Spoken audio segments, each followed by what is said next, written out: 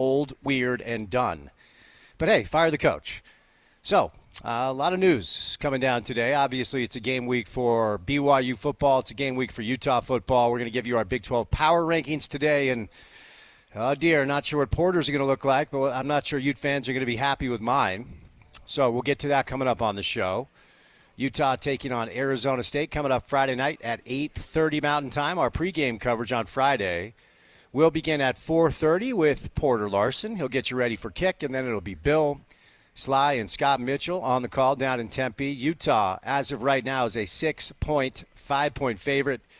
That over-under is 45.5. Of course, the conversation across the community and marketplace continues to revolve around who will be under center, not just on Friday, but all year long for the Utah Utes. Will it be Cameron Rising? Will it be Isaac Wilson? We'll talk about it, of course, as you would expect. BYU welcomes in Arizona. Arizona rolled into Rice-Eccles Stadium and curb stomped the Utes, and then had a little issue of their own against Texas Tech at home, losing 28-22. So Arizona trying to get back at it, trying to get back and trying to get right against a really good BYU team down in Provo at 2 o'clock. And that's going to be on Fox. It's Fox big noon kickoff. Urban Meyer descending upon the community he enjoyed needling so much. And as of right now, BYU is a 4.5-point favorite to take care of Arizona. Busy weekend ahead in both college and pro football. On this show, Tuesday, typically we still are a little bit retrospective what we saw last weekend before we kind of turn the page tomorrow officially to get you ready for the weekend ahead. But it's a big weekend in the Big 12. It's a big weekend nationally. And if you want any proof, if any of us are any experts, nobody has predicted the chaos to start this season. And, it makes it fun.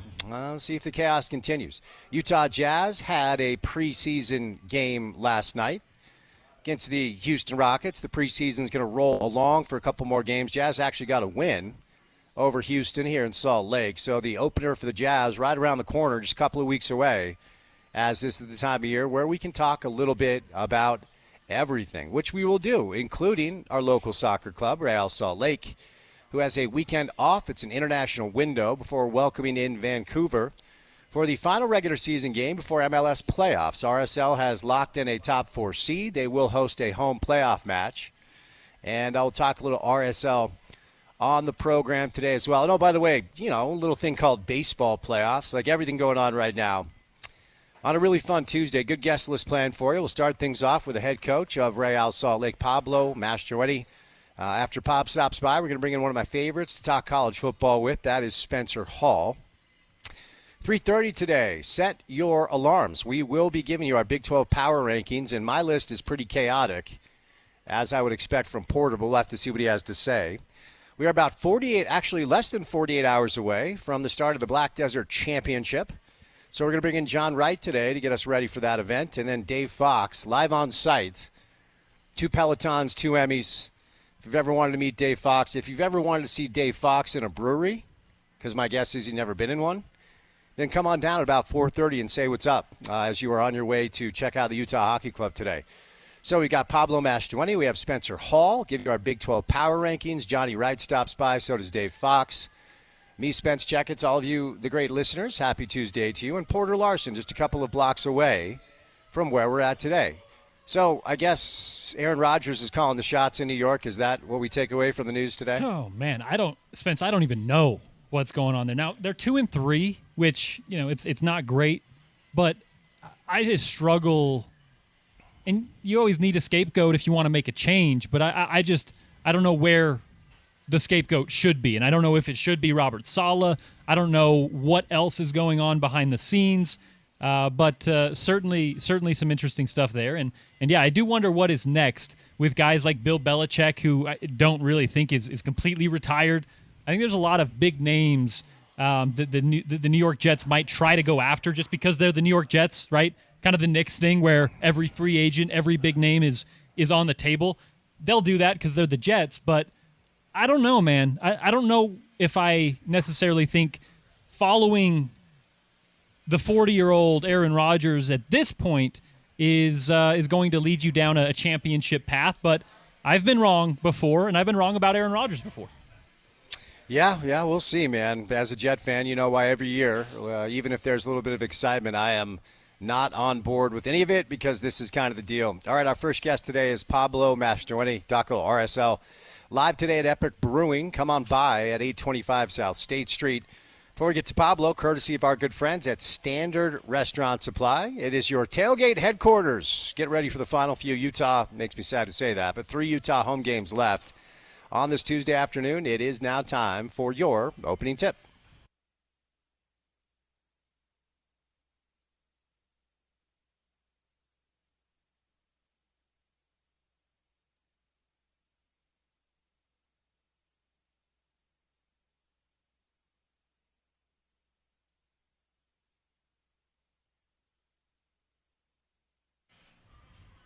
History being made tonight here in Salt Lake City, Utah, as we are now Hockeytown, USA.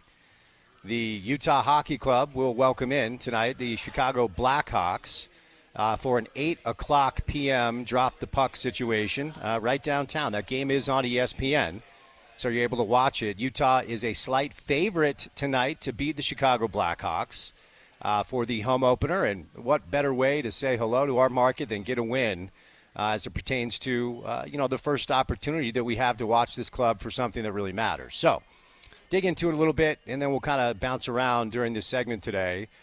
So ultimately, if you look around at a lot of the predictions, a lot of the NHL predictions, there are several, including the prediction model released by ESPN today that has Utah Hockey Club in the postseason. So they're in the Central Division, and so according to the ESPN NHL expert prediction, they think the Stars will win the division, and that'll be the Avalanche, the Predators, number 3, and then Utah Hockey Club, number 4. If Utah Hockey Club finishes in the top 4 of the Central Division, they will make the postseason, which would be a nice reward for ultimately a team that a lot of people are going to be pulling for, and I would imagine a lot of people pulling against. I mean, I always view this through the prism of great for us in this community to have pro hockey in Salt Lake, but certainly sad for the folks down in Phoenix and the surrounding areas, the Arizona Coyotes. No longer. A lot of people, I read today, believe that the Arizona Coyotes would have made the playoffs last year if they didn't have the chaos with the ownership situation, and quite frankly, the relocation news leaked down there a lot quicker than it did up here. So they were 23-19-3 in late January, and then went into a 14-game winless streak that coincided with the news that they were moving to Utah, and just 2 loser points in that span. And after that, their playoff hopes were eventually killed, ultimately because of the ownership stuff. So a fresh start for the club, and we've had a couple of the players on over the past couple of weeks. They all seem like great guys from what I can tell. I've talked about this before as a child in the Northeast in a hockey hotbed. And my ties to both the New York Rangers and the St. Louis Blues, my experience with hockey players, hockey coaches, folks who work for teams, is they're real salt-of-the-earth people. I think you're going to like them in this community. And it is a bit of a fresh start, and I do feel like there's a lot of fan enthusiasm. And obviously Ryan and Ashley Smith have done a great job to make sure that they're investing in the areas that weren't being invested in, quite frankly, down in Arizona. So they bring in Mikhail Sergachev during the offseason, who is a first-line defenseman. The blue line is his. He's their number 1 guy. He'll be involved in both power play and then penalty killing, which, by the way, 2 areas this team wasn't great at last year. They're probably going to have to be better on the power play attack, probably get closer to top 10 or 12 if they want to make the postseason. And then killing penalties is not as important as scoring goals via power play situations, but they do need to be a bit better with penalty killing. Sergachev will help in both of those directions. John Marino, Ian Cole, bit of a veteran presence. They bring in Kevin Stunland, who is a former Panther, get a little depth up there. But ultimately, for football fans, tonight, I'm going to introduce you to the only position in team sports that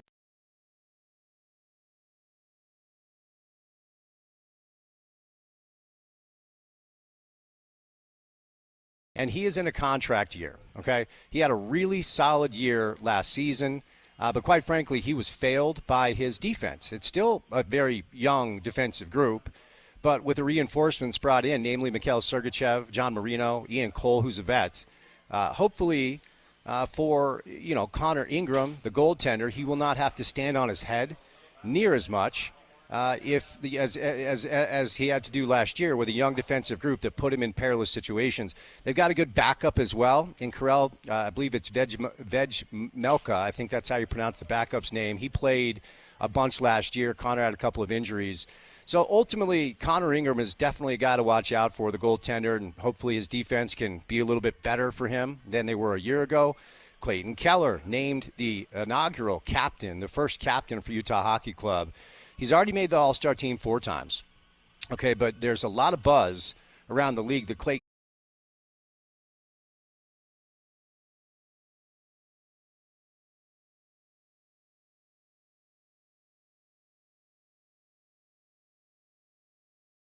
playoffs. It is ultimately going to be on those 3 in attack. They don't have great depth, certainly at center, but they do have a treasure trove. And sorry, Jazz fans, you're a little all the heat seems to be centered on him.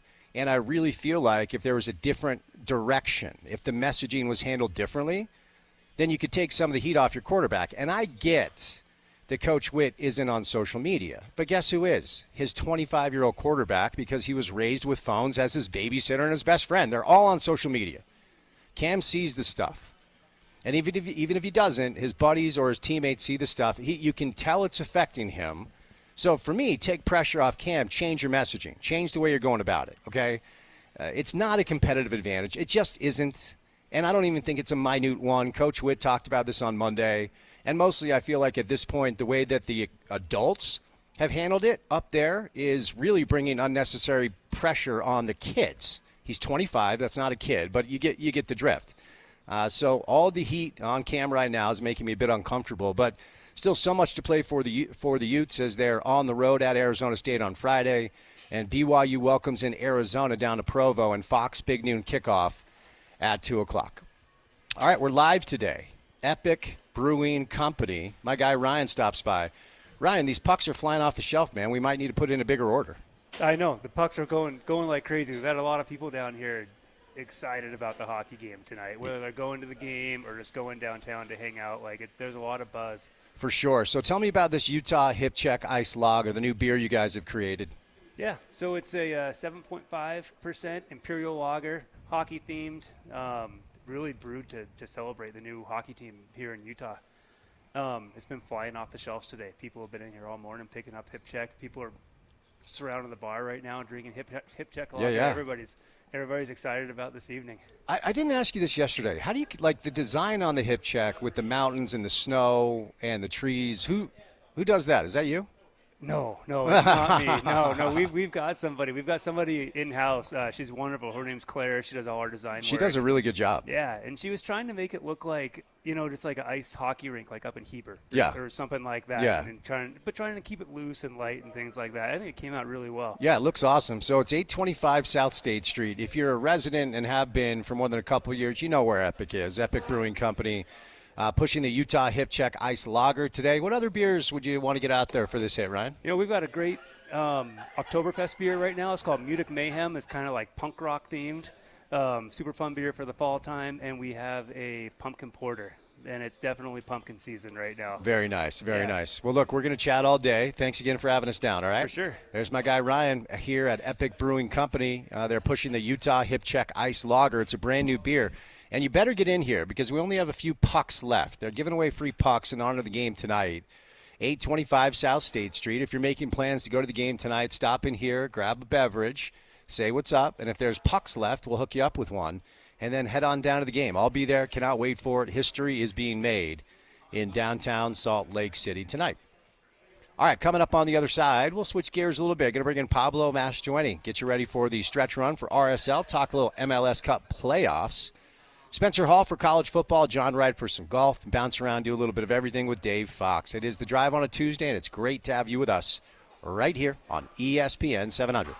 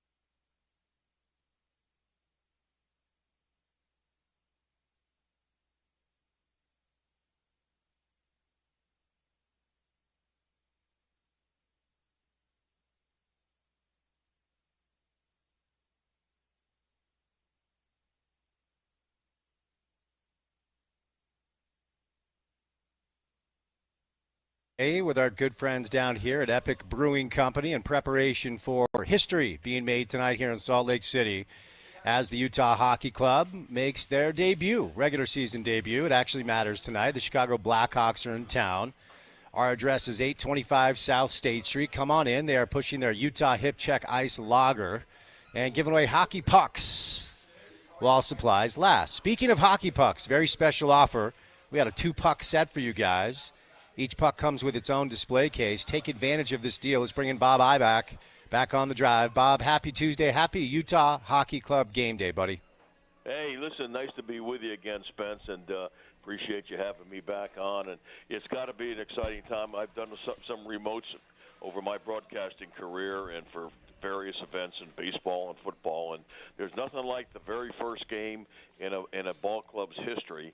And with the Utah Hockey Club getting off to a start tonight at the Delta Center against the Blackhawks, this is the inaugural game in their history in Salt Lake City. And we have a special 2-puck set that I know we talked about the other day. Each of these 2 pucks comes in a acrylic display case with a gold base.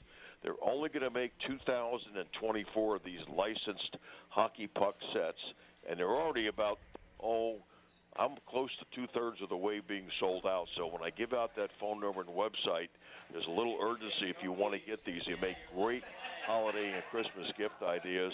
They're just $79.95. You get both of the pucks. Everything is, you'll get an individually numbered certificate of authenticity.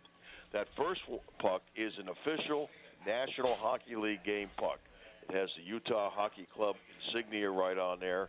The second one has on one side of the puck the inaugural season logo, the date of the first game today at the Delta Center against the Blackhawks, and then on the reverse side we list everyone on the Hockey Club, the roster for 2024-25.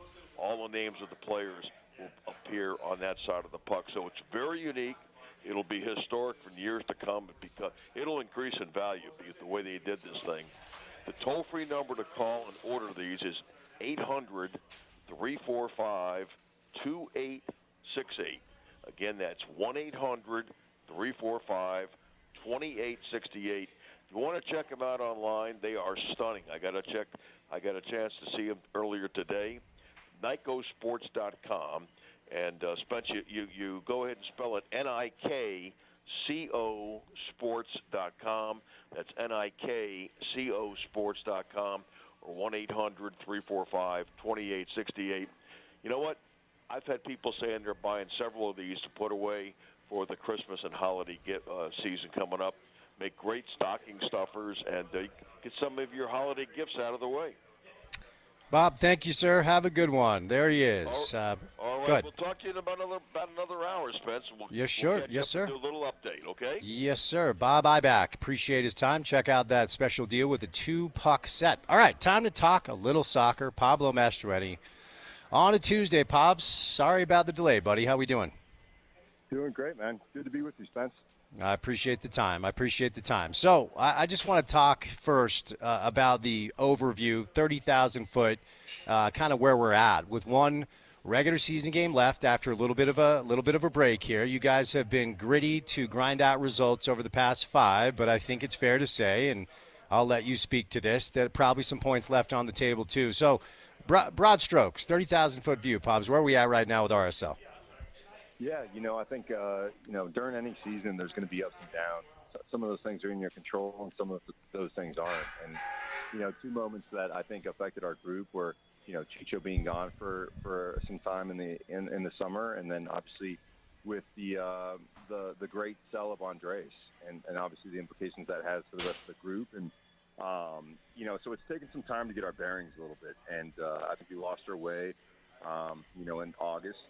And started, in the last few weeks, started making some really good strides. And like you already pointed out, we've left some points on the table. But, for me, it's always about the process and thinking about how we can improve from game to game. Because at the end of the day, it is about results. But for us inside the clubhouse, it's about what's our day-to-day like. How are we improving on things that we're not doing really well at the moment without losing sight of who we are as a team. And I've used this 11 dogs type mentality. And that's what got us into a great start to the season.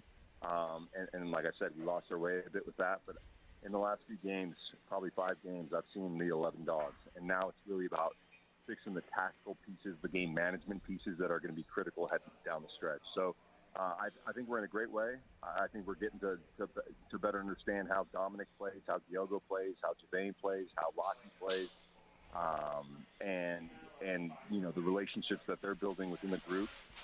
So I feel really good about where we're at, and now it's about making sure we have 11 dogs, managing the games the right way, and moving on in these playoffs. All right, so we have back-to-back clean sheets. We have back-to-back shutouts, and this has been really a point of conversation with RSL fans, and I would imagine it's been a massive, massive point of emphasis for you guys. So Zach is back in between the pipes. Couple of questions here, then I'm going to lay out, give you the space. How much are the last 2 clean sheets a team thing? How much are they a Zach thing? And then has Zach reestablished himself as your preferred keeper going into Vancouver and then throughout the hopefully long playoff run? Yeah, well, I think it's a little bit of everything, Spence. I think, one of the focal points coming off of that 3-game week where we conceded 9 goals or 10 goals, it wasn't Gav's fault. But the one thing I think that Zach has is experience, and I think that's why in professional sports you always pay a premium for experience.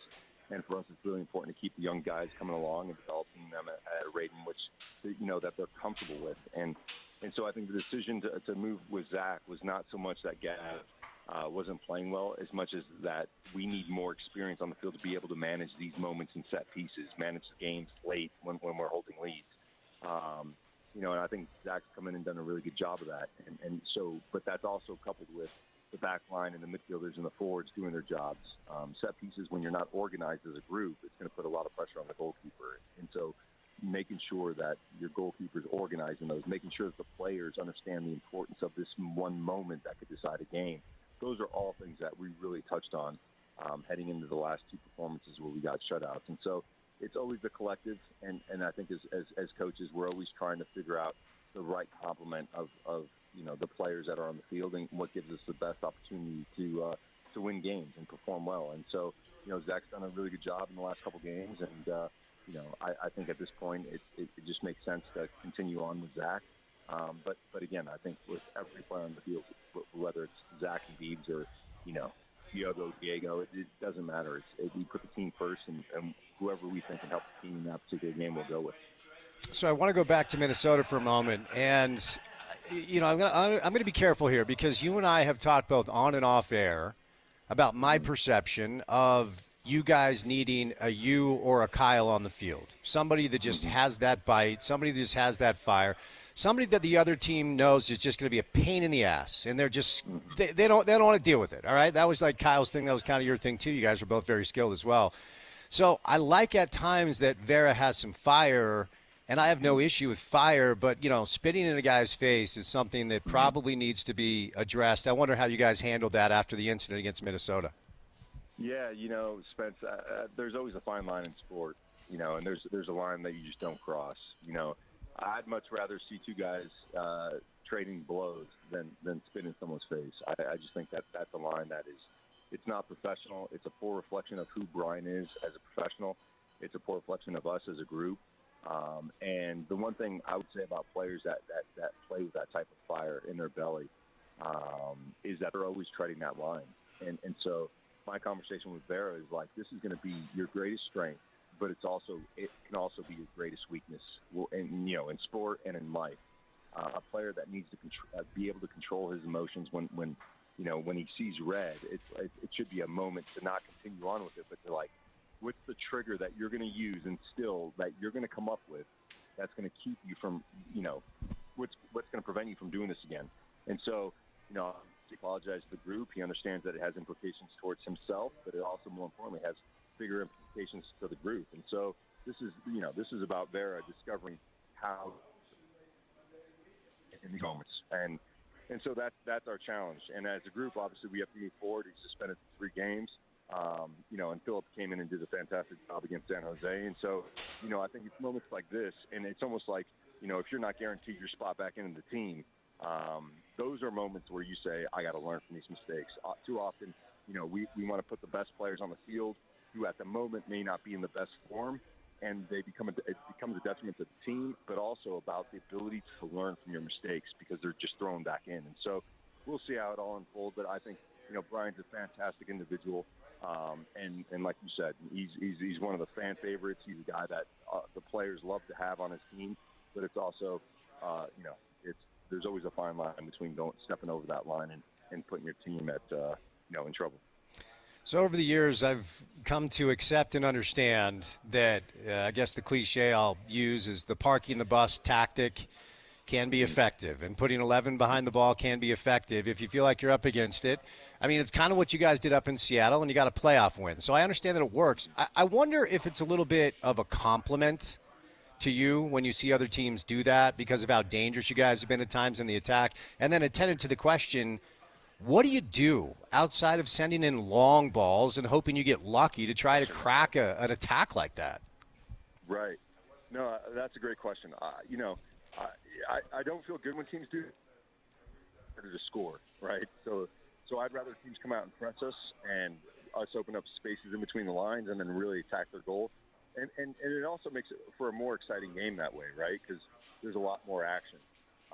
The game against Minnesota in particular was one where we had a lot of the ball, but we weren't dangerous with it. So now, just learning from these last couple games, Spence, it's really about what can we control. And I feel we have to be more or less risk-averse and more take more chances in front of goal, even if they're not really clear.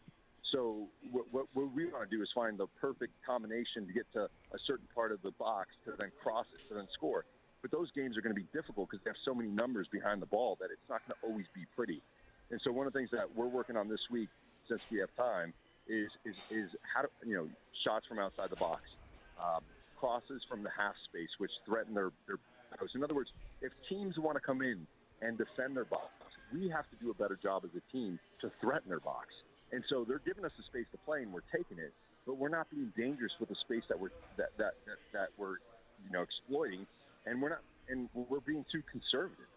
And so, a couple times in the Minnesota game, we had the ball at the top of the box, and then in 6 passes, Zach McMath has the ball at his feet. And I'm saying, this is not what we want. We want pressure, and then we want to build pressure, and whether they're corner kicks, whether they're free kicks, whether they're shots outside the box that the goalie has to deal with, we want to get these guys really flustered defending their box. And all it takes is one moment, a rebound off of someone's tail, and then, we score a goal. And now that whole game changes. So it's almost like if we're not protagonists playing against these teams that park the bus, then they're going to get what they want, which is continuing to park the bus. The moment you score a goal, they have to come out. They have to chase the game. And at that point now, we have the upper hand. So a lot of good lessons that we've learned in the last couple games. And you can guarantee that we're going to be a much more aggressive team with teams that want to sit back and play us that way. I want to ask you about Chicho, and I want to be fair here because he hasn't scored since July 6th. I thought he was going to smash Sabo's record and maybe win the Golden Boot. That's off the table. The suspension, man, it's just the timing sucked. The whole thing sucked. There's nothing else to say about that. However, from my vantage point, it does feel like he's working harder to track back and be part of the solution defensively. So you need goals from him, but there are elements to the way he's worked lately that have been somewhat impressive to me. Give me your thoughts. Yeah, no, that's a great point. I think, and I've seen this over the years, both as a player and now as a coach, is that when your focus is so focused on one particular aspect of the game, it's almost like that thing just runs away from you. You can never catch it because you're so focused on it. And obviously, we had a tough time getting results, and with Chicho's focus on getting that goal, we were losing a lot of defensive work. And I think in the last couple games, he's had probably 4 really, really good opportunities in front of goal. 2 in the Minnesota game and 2 in the San Jose game. And I think that's attributed to not focusing on the goal, working hard for the team in whatever phase that we're in, and being more present-minded, and that's what working for the team means. It just means being present. Oftentimes when you're so focused on scoring a goal, the game could be happening. You're playing in your head. You're walking, you're waiting to see when the ball's going to come, and then it just kind of gets away from you. So I'm really, really happy with the way he's kind of changed his mindset, how he's working with the group, the chances that he's had in the last couple of games, and now it's just really about finding the back of the net. And I think once he finds the back of the net, then we got a great goal scorer who's working hard for the team and can help us win games and manage games as well. Also want to ask you about Diego. I don't know if you heard his post-game comments after the San Jose win, but he said, I always want the ball because when I have the ball, I'll make magic. I'm like, that's dope. Gotta love that, which he did, a wonder strike to get you the win. But I also wanted to bring up that from my vantage point, he also seems to be buying into tracking back and working harder from attack to defense. Is that also fair? No, that's a great point. It's really funny. I had a conversation with Diego a few weeks ago after the Houston game where we looked really flat, and he was talking to me about how he's not getting the ball enough, and he's not getting the ball in areas that he wants to get it. And I said, Diego, what you've done this year has all been predicated about you working really hard for the team, and if you defend well from the front, what ends up happening is we win the ball back, and then you have space to play in transition, and that's where you thrive. I said, so go out there, work hard defensively, and I promise you're going to get a couple good opportunities. Well, the next game he comes in and he has some really good looks on goal and just didn't finish. And so I think when I say we lost our way as a group, I think that's what we've lost is everyone was talking so highly about our attack and individual players that then it just gets to the head in moments where you're struggling. You don't revert back to the team. You say, give me the ball, I want to score a goal. And that's great. We want that. But we're also leaking a ton of goals. So as a group, we have to get better defensively. And so Diego's been awesome. And I've said this in the past, he is our best defender from the front. And what I mean by that is he puts pressure on the ball. And that's what I want these guys to do. I don't want them running all the way back to our goal. I want them sprinting out and putting pressure on the ball so that our midfielder can move out and put pressure on the ball. So our back line plays higher and puts pressure on the ball. The moment those guys start to walk around in front and sag, well, then we're on top a lot of our problems. So Diego's been awesome, and his mind and I told him this as well. I feel that this year is really similar to last year, where he was kind of spearheading us into the playoffs. And I said this before the game in San Jose. I said, you're in that same run of form. Your mentality's great. You're training great. You're confident. And then he goes out and hits a worldie to win the game and put the team on his back. And so he's in a great way. The guys are all picking up speed. There's a lot of belief in the locker room. And so this is happening, I think, at the right time. Before I want to get a thought on Vancouver and what's at stake coming up after the international window this weekend. I want to ask you about one more player, and I'll bring up Beckerman again because, kind of before I really understood, anything about soccer at all, I come from sports where you look at the box score and how many points, how many rebounds, how many passing yards, how many touchdowns. And oftentimes I'd think like, oh, Kyle didn't score today. Kyle didn't provide any service today. So what really – and then you look at the data and you're like, oh, he just ran 70 miles is all. Mm-hmm. And I've heard you talk about Matt Crooks in kind of the same way. So I just wanted to ask you, like, what exactly has his work rate meant? I mean, 3 goals, 5 assists. We all probably would prefer those numbers to be upped a little bit. But if you're asking him to do something different that we're not seeing, I just wanted to ask you about that. Yeah, no, that's a great point. I think it's so hard to there's no statistic for the glue of the team. Yeah. Right? And to your point about Kyle, the intangibles that go in, like, again, maybe sometimes it's not even winning the tackle, but hurrying the guy that has the ball, that hurries a pass, that then gets picked off. And there's no stat for that. That's just, you've been in the game for a long time and you realize the value of a player like that. And so for me, the biggest change in our group from, the Houston game where we looked so flat to what we've been able to do in the last 5 games has been Matt Crooks. And it's his selflessness for the team, running on both sides of the ball. On offense, he's creating space for guys like Chicho and Diego to get on the ball, right? And defensively, he's tracking guys all the way back in the midfield, which makes our team more, robust defensively. And so, again, there's no stat that's going to quantify his value for our team. But everyone in that locker room and all the coaching staff are really aware of the team we are when he's on the field and the team we are when he's not on the field. And Matt Crooks is an absolute gem of a human being who really wants nothing more than to help this team win a trophy. So he'll be critical down the stretch. All right, before I set you loose, you do have a little bit of a break here and hopefully get everybody healthy and give you some more time to work with some new pieces. And Vancouver, Bob's, is going to roll in here desperate. They're fighting. They've actually locked in a playoff spot, but they can move up with a win, potentially grabbing Minnesota. Looks like Colorado is out of reach for them. But if you guys win, you will set a single-season RSL point record, and Jason Kreis had 5 elite years here with a lot of really, really good teams. So you don't get a trophy for it, but how is that a point of emphasis for you at all, and what do you make of what you could see from Vancouver as they roll into town week after next? Yeah, that's another good question. Before the last game, I put up the history of the club and the most points ever won in a regular season. And obviously, we want trophies, but there's got to be milestones along the way that you can celebrate, right? And to keep the good feeling vibes within the group, because it's not all lost, and we still have a huge opportunity before us in the playoffs. And so I put up there, and I said, fellas, if we win the next 2 games, we have set a record in regular season of points for this club.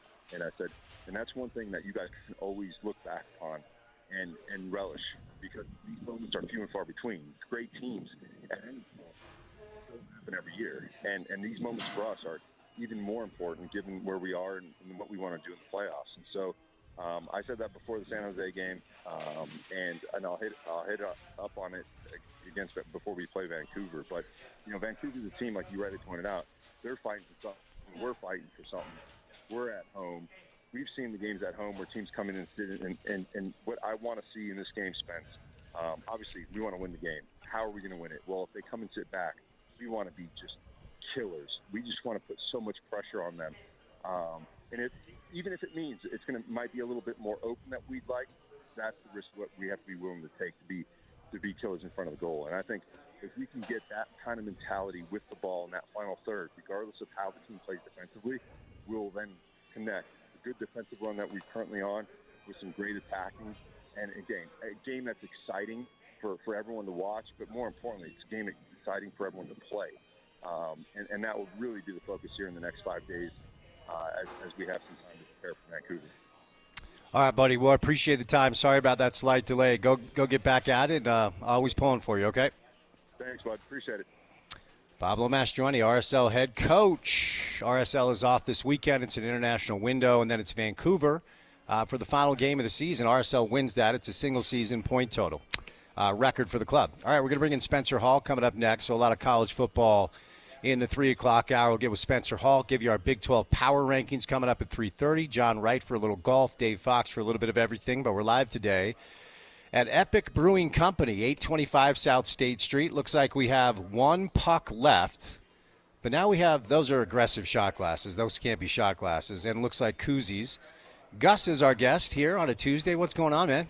Not much, Spence. How we doing, man? Doing well. It's a beautiful day. Yeah, and hockey is a reality now here in Salt Lake. Yeah, man. It feels like Christmas morning as a little kid right now. For sure. I'm just so excited for the team to kick it off. And you're the hockey player, the hockey presence here at Epic. You're the fan, yeah? Yeah, big time. Definitely the big hockey guy around here. Okay, so we're giving away pucks. So stop by. You can get an Epic puck. But I think we only have 1 left. Maybe there's not many left. Are these what? This can't be a shot glass. I feel like if that's a shot glass, you're going home early. What are those? What's that called? No, that's a 4-ounce tasting glass. Okay. But hey, if that's your style, you can do a 4-ounce shot. All right.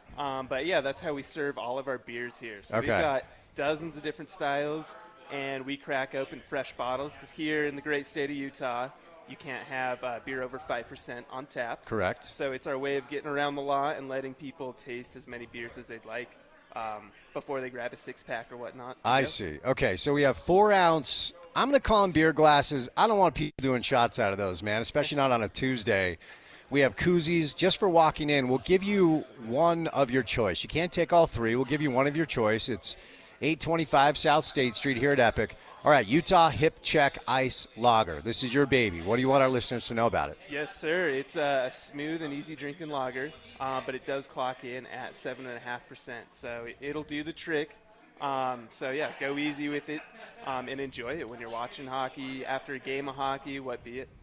And before you go to the hockey game, come on down right here, Cynthia. Oh, yeah, grab the puck. Okay, now we're officially out of pucks.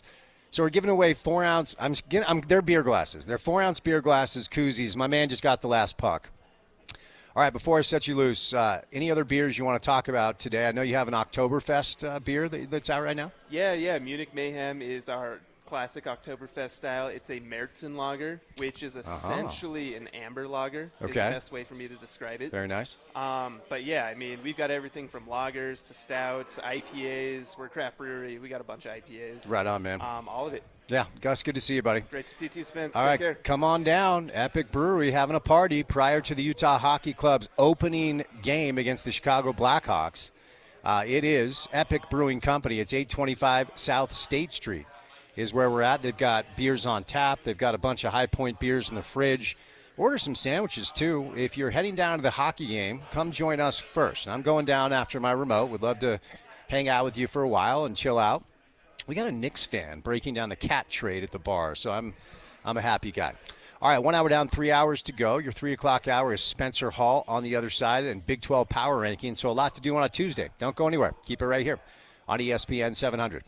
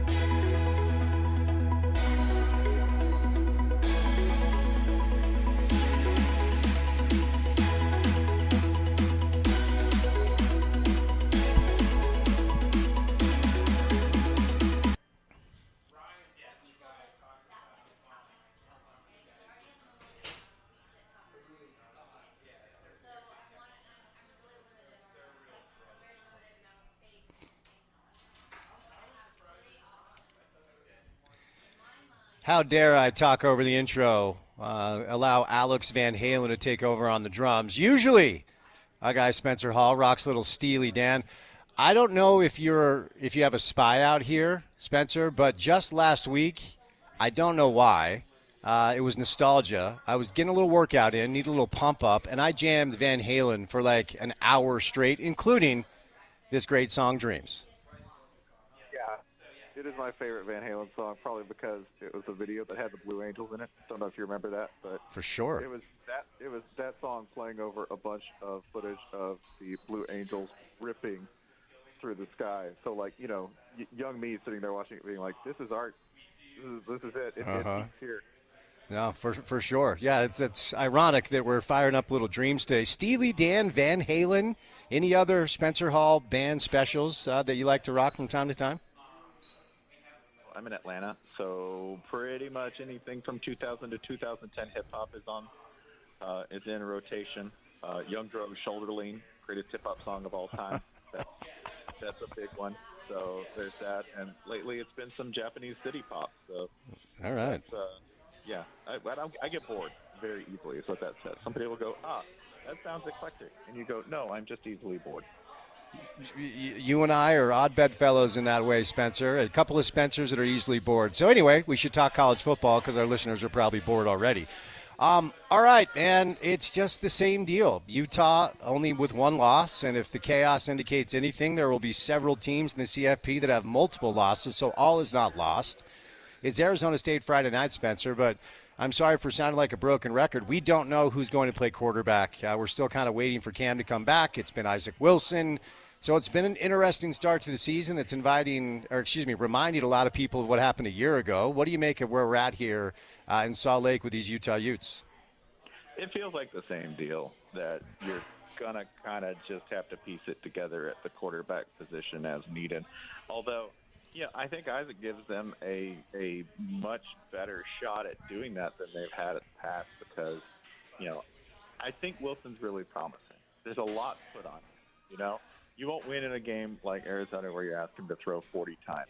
That's not ideal, but at the same time, I think he's the kind of kid who can handle it, you know. He's not Cam Rising. He does not have the same experience, but honestly, his ceiling is probably higher than Cam Rising, if we're going to be honest. So if I had to ride out the growing pains that come with a young quarterback, a Kyle Whittingham team is a pretty good situation for that. It's not always going to be pretty, but it's nice to know that if I put you in a bad spot with a pick or two, which he will, then I know I could get it back either via the defense or by stopping them and getting better field position back. So to me, it's like a little bit like last year, but with a slightly higher upside.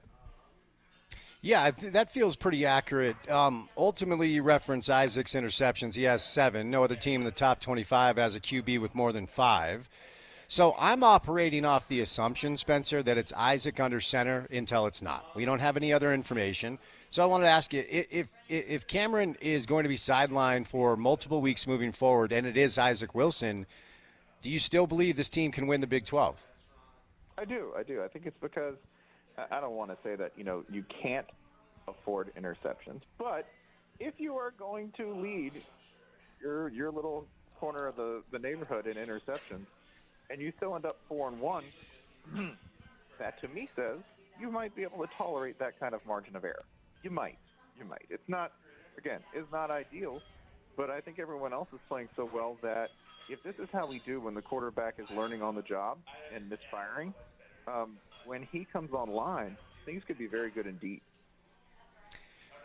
Sure. There is a world that exists where a conversation could be had that sounds like, has Utah played anybody that's even good? I mean, Mike Gundy doesn't usually lose in Stillwater, but Oklahoma State might just be bad. And Arizona was really impressive as they rolled into Salt Lake and actually beat Utah in the trenches. Kyle Whittingham admitted it himself, which never happens, and Arizona did not do that to K-State at all. So do we have an accurate litmus test so far about who this team is? Because there is a case to be made that this schedule has not been great, even though, to your point, they are 4-1, which I guess is all that matters. That is all that matters. And if you don't believe me, ask Alabama. Sure. It is all that matters. Just get a win. And I think that's especially true when you're talking about the Big 12, where I don't want to say every team is the same because there's a diversity of coaches and thoughts about how to do football and the way they play. And in terms of the players, there's a real diversity. But ultimately, if you look at the Big 12, it's anarchy.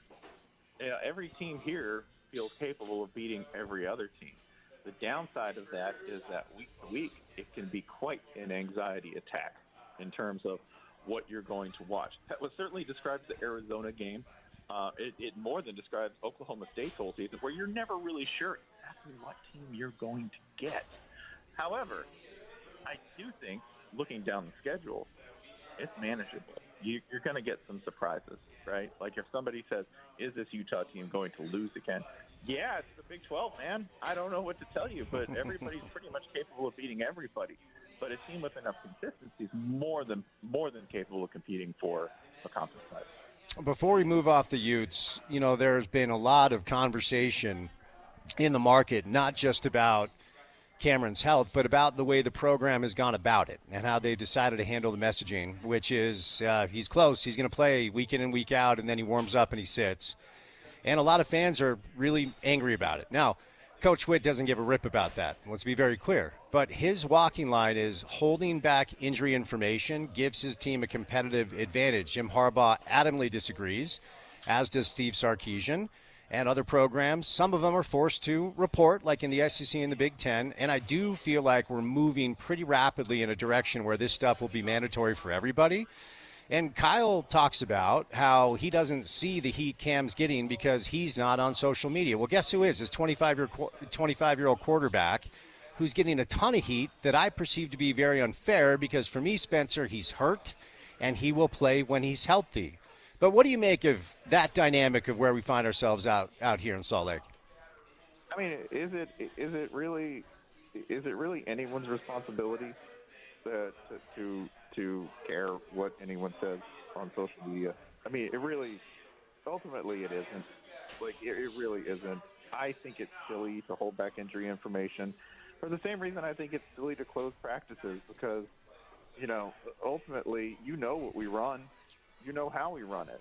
And, if you've seen it, if you've watched us play, you have a pretty good idea of how things are going to go, right?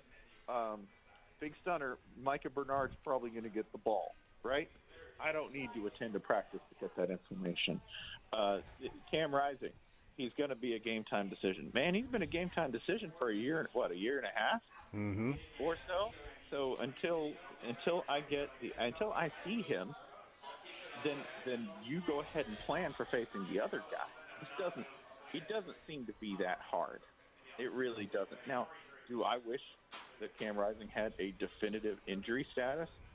Yeah, for Cam Rising's sake, because I enjoy watching him play football. Do I care what anyone has to say about it or God forbid, how it's going to affect someone's parlay? Absolutely not. I don't care. I really don't. This is an important lesson to learn on social media, by the way. Anyone can type anything and it'll appear in the machine. You can type anything and it will appear on your screen. It doesn't mean you have to value it or even interact with it, right? You don't even have to interact with it. For sure. It's interesting to consider whether or not young people that were raised with phones in a way that you and I were not have a different relationship with their phone than we do. I just have to wonder how it's affecting Cam. And to your point, there's an easy fix. He just gets off the thing. But there are a lot of people that need to get off the thing that stay on the thing. I wonder if you think it affects young people in a way that maybe it doesn't affect you or I, guys in our 40s. Absolutely, but that's going to be a habit that'll be a habit that they'll have to learn. Sure. To maintain their own sanity. Or that learn to see it and not care. To me, it's easier if you don't ever look at it. However, if you'd like to develop that kind of a callus, then go right ahead, because even at tiny levels of notoriety or fame, people assume they have the right to say anything they want to you. And guess what? Online, you're never going to be able to make them say it to your face. You're never going to be able to make them do anything about it. So that's up. I don't know why any athlete ever has the comments on. If I was an athlete, let me tell you what. Here's the prescription, okay? Instagram comments, settings, nothing from a locked account. You got to know me to make a comment. Additionally, Twitter. If I don't follow you, I don't see what you say. That's a setting you can put on, right? that's what you're going to have to do. Facebook, don't go on it. Don't. Just, if you're an athlete, don't go on Facebook. There's nothing for you there. Absolutely nothing. I'm with you there. All right. There's a chance, and it's still really early, but there's a chance the best college football team plays about 40 miles down south in our state. I still think head-to-head fully healthy, I'd take the Utes, but BYU is 5-0, and they're rapidly climbing the polls. They're 14. They're atop the conference because they're clean. Texas Tech has 3 conference wins. BYU has 2. They welcome in Fox Big Noon, Joel Klatt, in addition to Gus Johnson, Urban Meyer, who when he was here loved to needle BYU fans and loved to needle the city of Provo. I wonder if he'll even make the trip. He's going to need extra security because he will have flavored sodas and donuts thrown in his direction. But what do you make of the start of the season that we have here with BYU at 5-0, and they welcome in Arizona coming up on Saturday? BYU is your Costco team because they just seem to get everything at a discount. They get turnovers at a discount. They take what production they have on offense and make the most of it. They are, and I mean this as a compliment, they're a very cheap, right? You're not going to get much out of them, and they're going to hit you real hard. That may be the only thing BYU gives out for free and in abundance are hits. They're going to hit you as hard as humanly possible. It's as fantastic a start as they could currently ask for. I think playing that kind of ball that they have played so far, where they're going to, in some games, play things very close to the going to be very stingy. Down the road, they're going to have to flex their muscles and get in a shootout with somebody. And that's kind of, I would love to see that. I think they can do that. I just don't think that's been their preferred mode so far. Are you buying what Coach Prime is cooking down in Boulder now after this 4-1 start, 2-0 in conference? You know, prior to the Colorado State game, after the Nebraska loss, there were, I'll say, legitimately smart media members that were wondering out loud if they could beat Colorado State, and if so, what does that mean for Deion? Well, they've run off 3 straight. They're clean in conference as well. I know you referenced you feel like anybody can beat anybody, but do you feel like Colorado is more for real than most people are expecting? They're more for real than they were 3 weeks ago, for sure, and that's largely as a result of their improvement on defense. And that's not as interesting as tracking every throw, but it definitely wins more games. So are they real? They are substantially more real than they were a month ago, for sure. Is that going to continue through the season? If you're playing decent defense and you're better along the lines, yeah, I think you're going to see better results. You know, if you told me they won 7 games, I would believe it. I would. And that would, by the way, if we're looking at the long term, be a very satisfying second year for Deion Sanders there. If he makes a year 3, that's the bigger question to me, because what happens when Shedeur Sanders can leave? For sure. Or does Woody Johnson call Deion and say, do you want to coach my football team? We'll draft your son next year. That's a terrible idea, which means Woody Johnson absolutely would do that. I'm a Jets fan, so it's been a rough life. All right, moving away from Big 12, moving away now from the state of Utah, you referenced Bama getting got by Vandy. Vandy, one of the only schools where you have to fill out an application to actually go in the SEC. I suppose we should have maybe seen a tough game coming because Vandy had been pretty decent all year, and I cheer for Kalen DeBoer. We're former Pac-12 buddies, but what do you make of Vanderbilt, potentially the biggest win in the history of their program, and then give us context as what a win like that means in a place down where you call home? You could take that potentially up there. That's the biggest win in program history. It's not Yep. close. Yeah. It is not. You know, everything that they might have done with a championship or a title on it prior to this happened when people wore leather helmets. So go ahead. This is the biggest program win in the history for Vanderbilt. I think it says a lot of things. One, it says that the transfer portal can make – I don't think the transfer portal necessarily, levels the playing field for anybody, but I think one thing it definitely does is that it makes these little spikes and upsets slightly more likely, and that when they do happen, they can happen at places where they are really smart about how they acquire their talent. Pavia is an amazing pickup because not only did they get Pavia from New Mexico State to come over and join the Vanderbilt staff, they got Jerry Kill and Tim Beck, who came along and completely revamped that offense. They don't run the triple option, but they run a lot of stuff that, and I mean this as a positive, it's very high schooly. It puts you into binds. It asks you to do some basic blocking and tackling on the fly that eventually is going to wear you down in a game. Add to that Pavia's ability to extend plays to their breaking point, like to the edge. If you look at a lot of the this game, they happen with Pavia like an inch from being tackled. He's made that kind of a difference. On the other side, I think anybody who would blame anything that happened on the offense, that would be absurd. The thing that killed them in this game is the defense. The defense itself does not have the same intensity. I know, it's shocking. If Saban leaves, your defense suddenly lags in terms of intensity because they're not afraid of being killed for failure. But that's their big problem. Alabama's defense needs to decide to for the entirety of 4 quarters, because if this is what Vanderbilt can do to Alabama, then every game's a coin flip, and coin flips tend to break 50-50, not 90-10, as Alabama fans would prefer. So who's good? Who's good in college football? Who are you ready to say today is really, really good? Absolutely no one.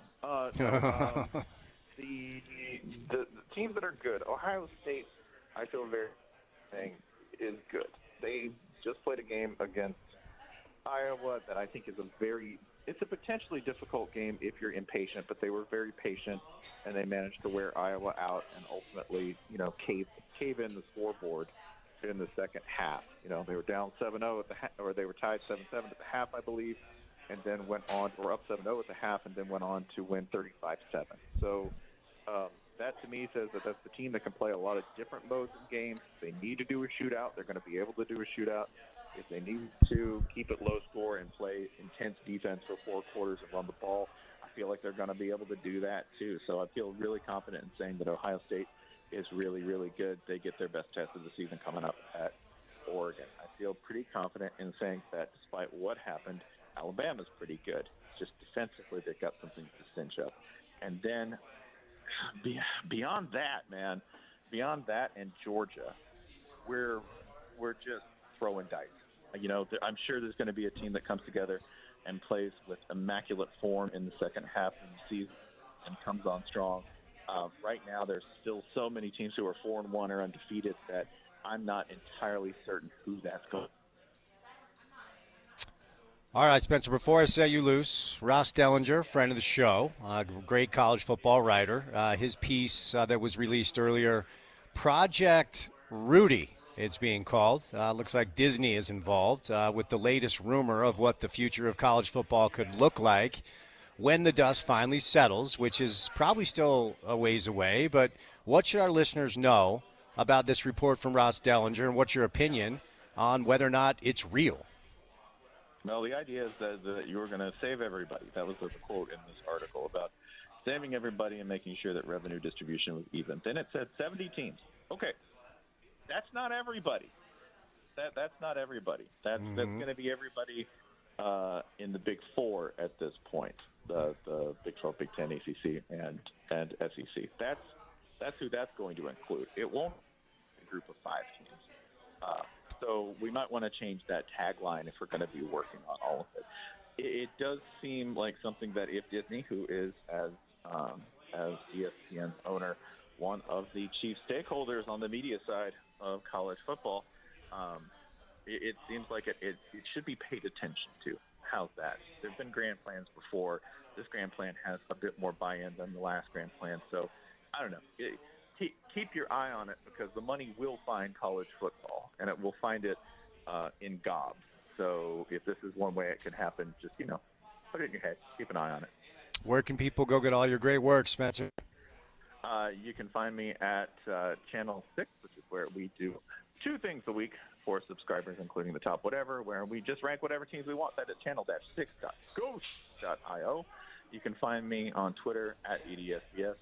Or on Blue Sky at EDSCS if you're on that. Additionally, you can find me at the Shutdown Fullcast, our bi-weekly podcast covering college football and a lot of other things. Thank you, my friend. Have a great week, and we'll chat again soon, okay? All right. Thanks, sir.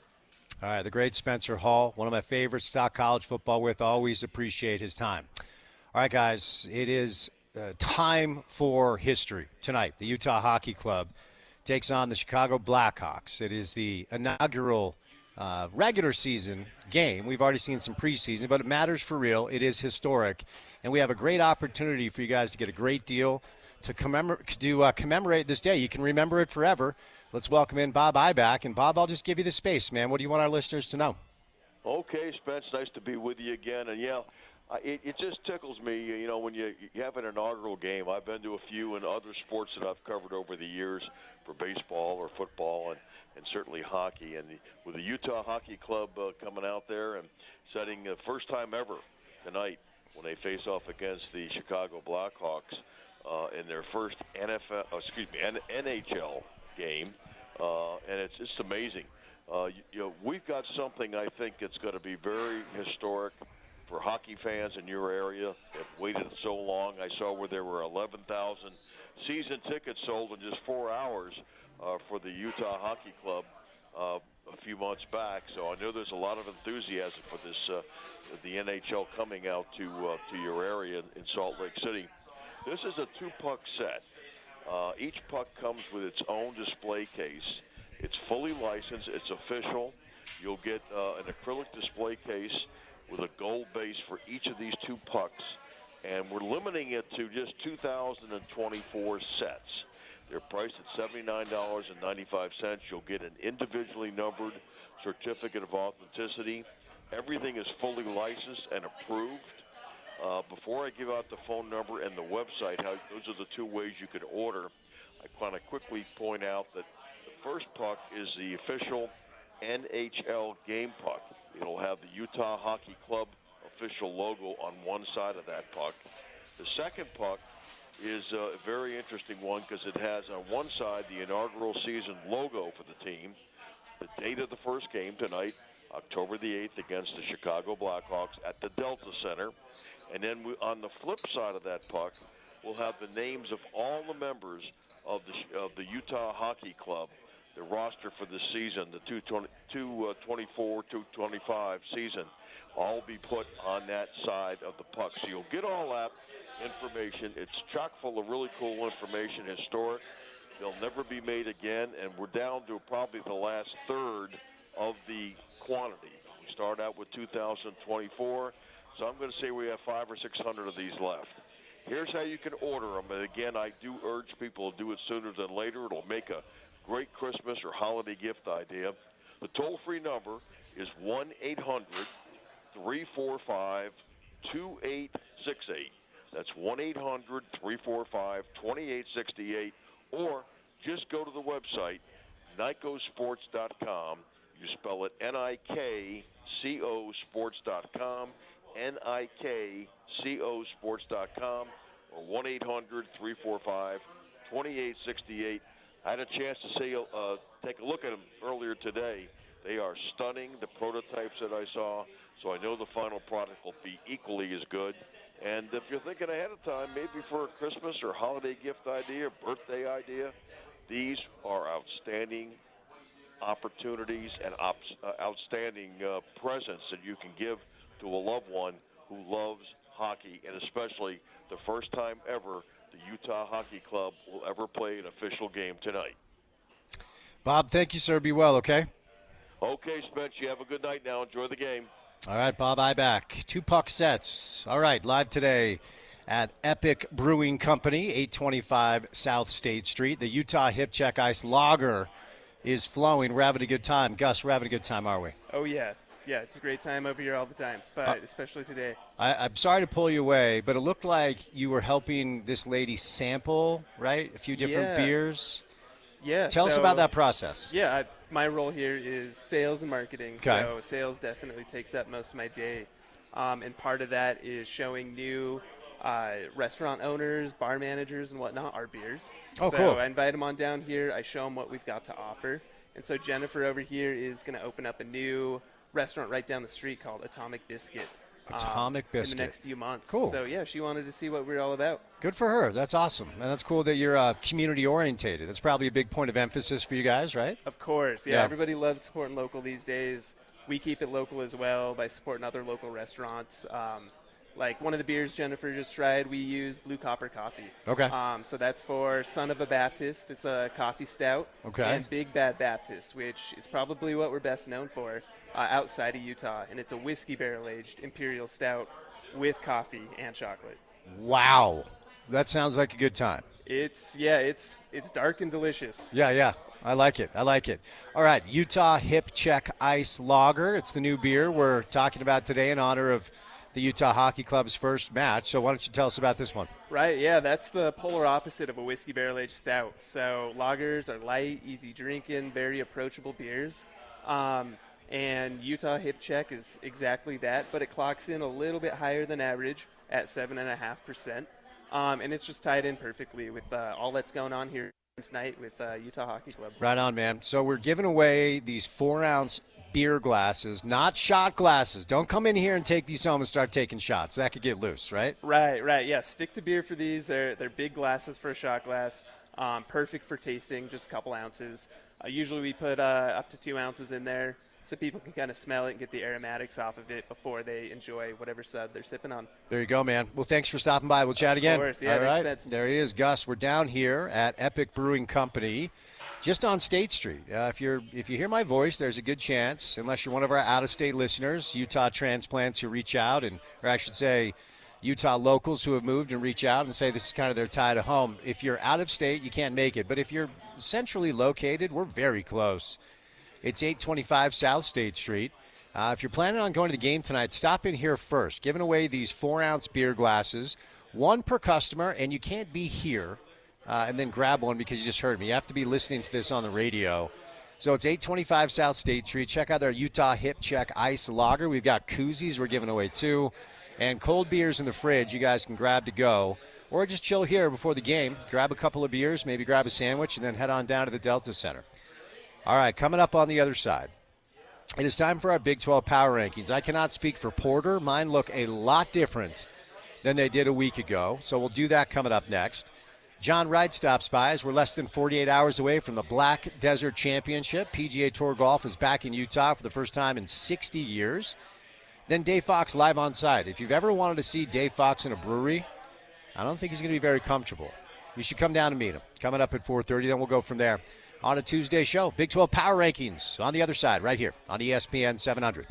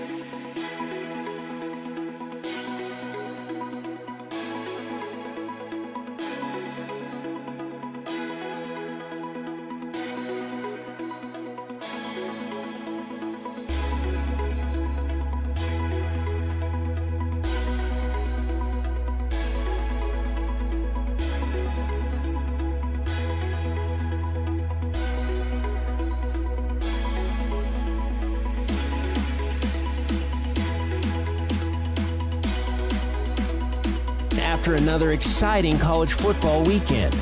Settle in as Spence gives you this week's edition of the Big 12 Power Rankings. Brought to you by the Murdoch Auto Group and Genesis of Linden.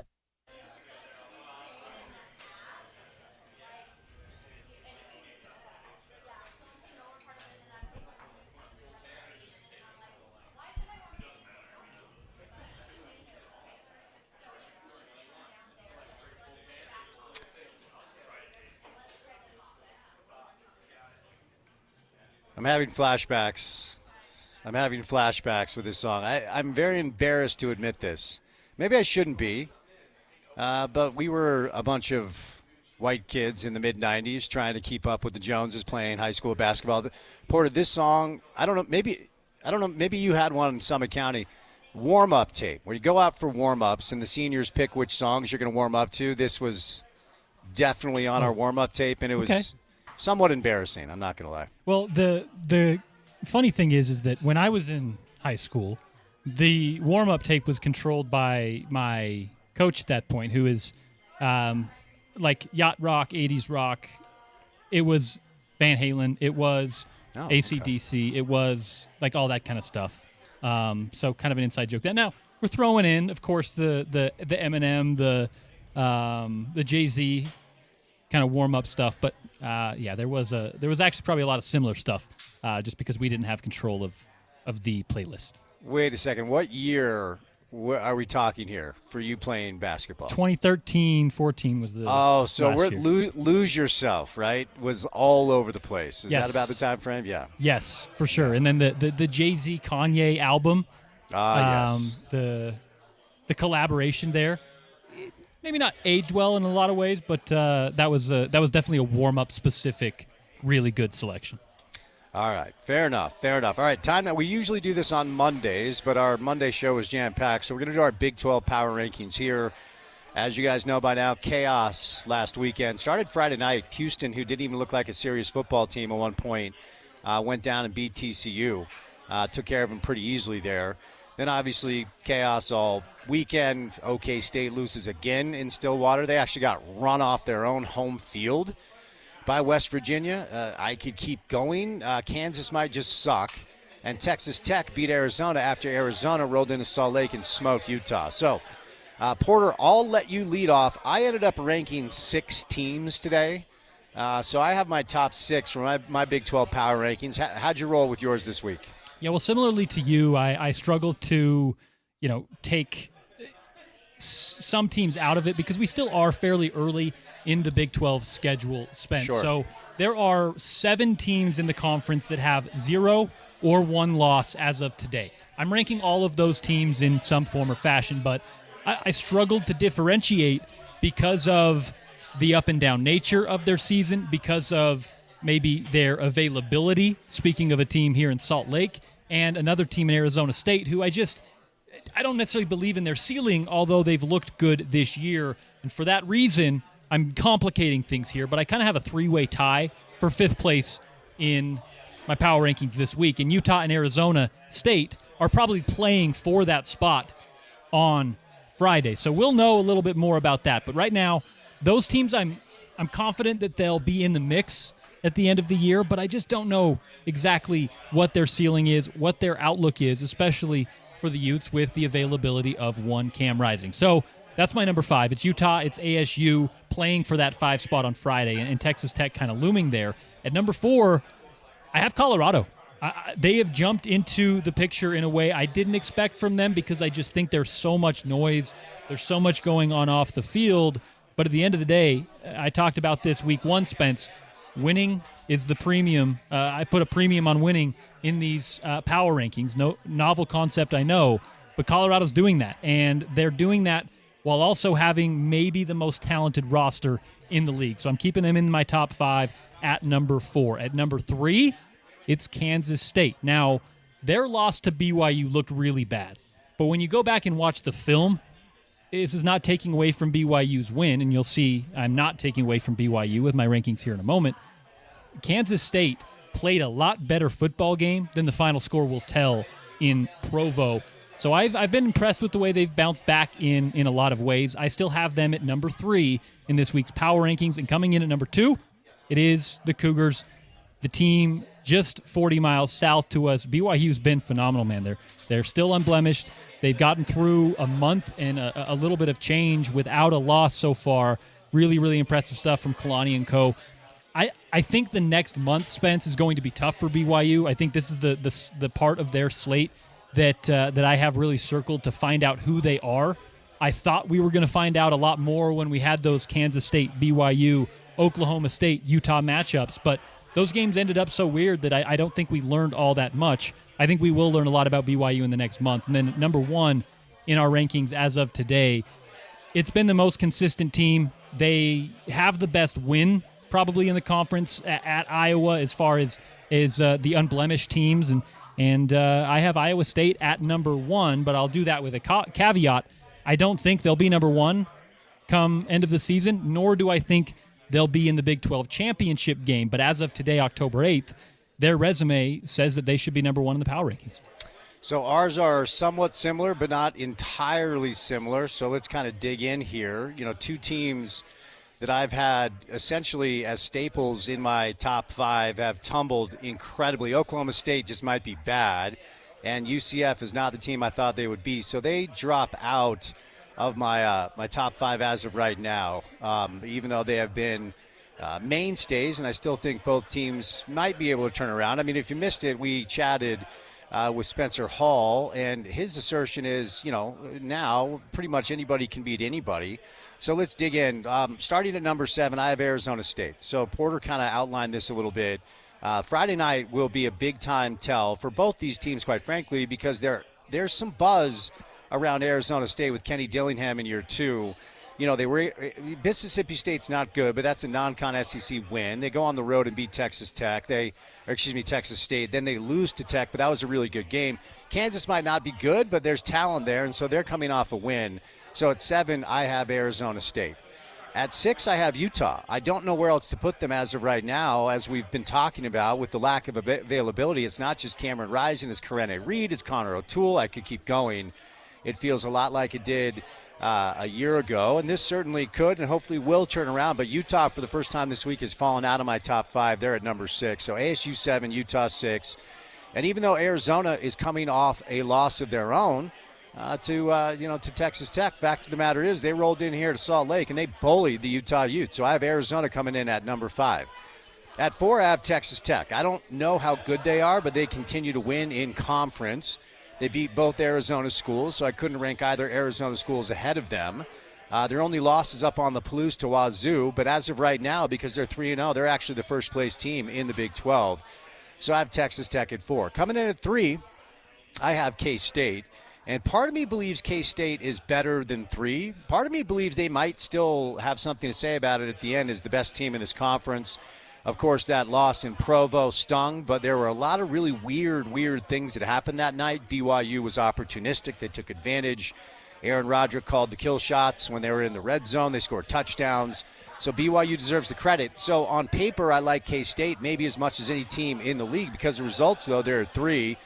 At 2, I have BYU, just like you do. And they have earned their flowers. And be interesting to see if they can take advantage of this momentum and national attention coming up on Saturday with Fox Big Noon kickoff being down in Provo for a 2 o'clock Mountain Time kickoff against Arizona.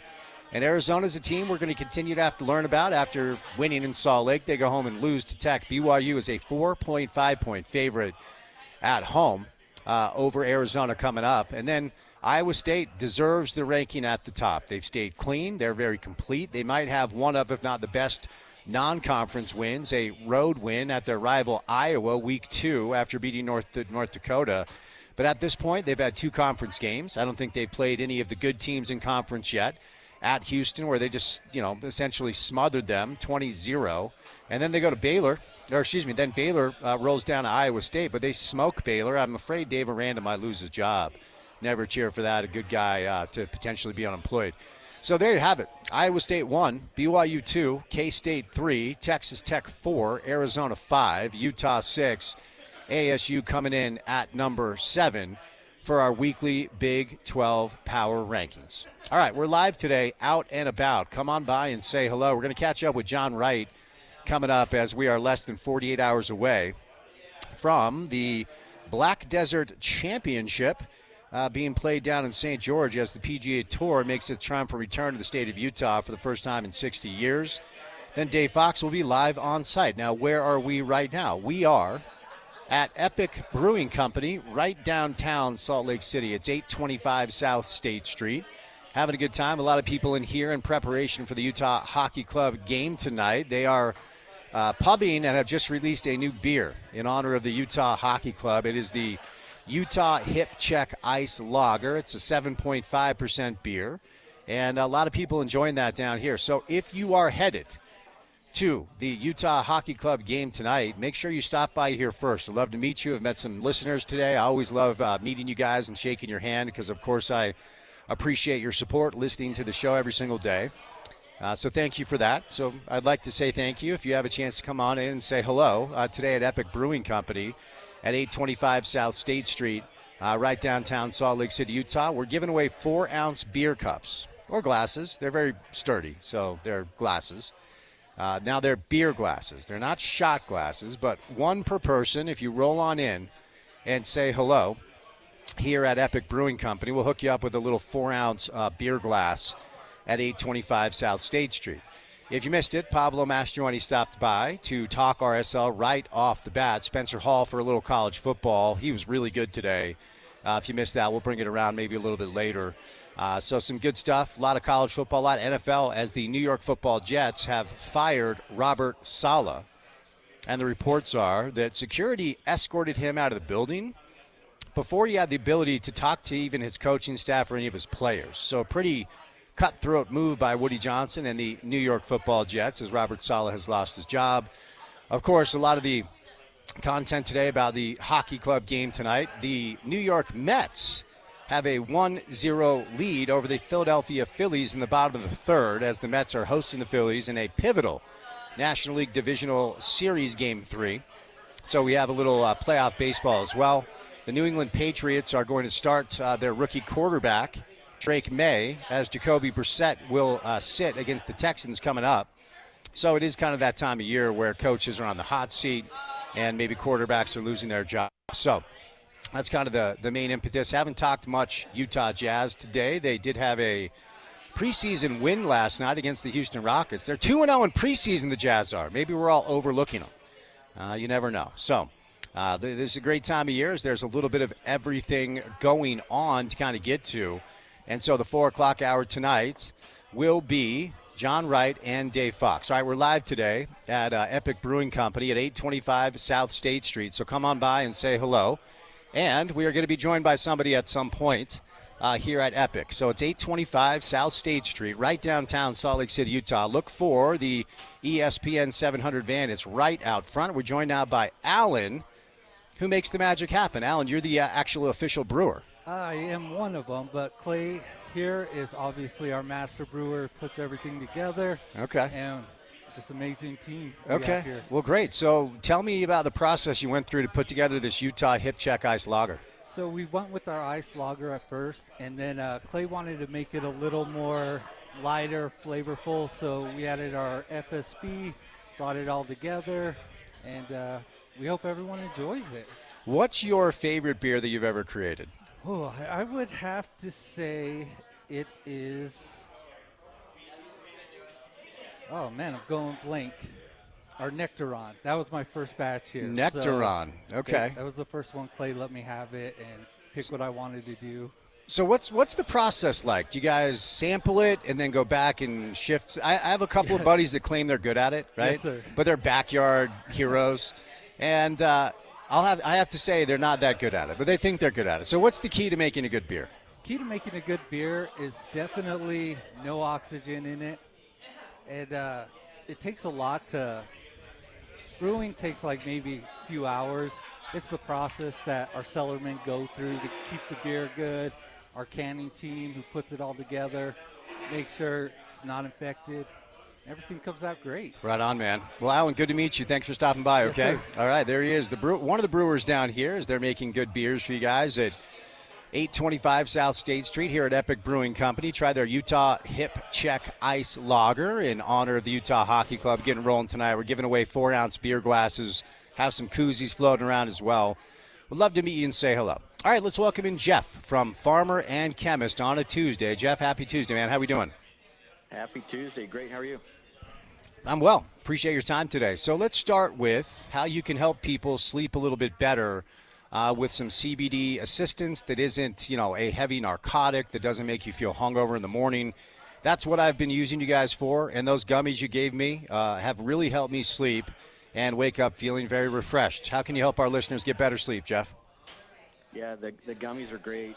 We also have tinctures if somebody would prefer that. But the key is what you just said. It's the mix of different cannabinoids. And so we have products that have CBD and a little CBN in there, and some products that actually have a little THC.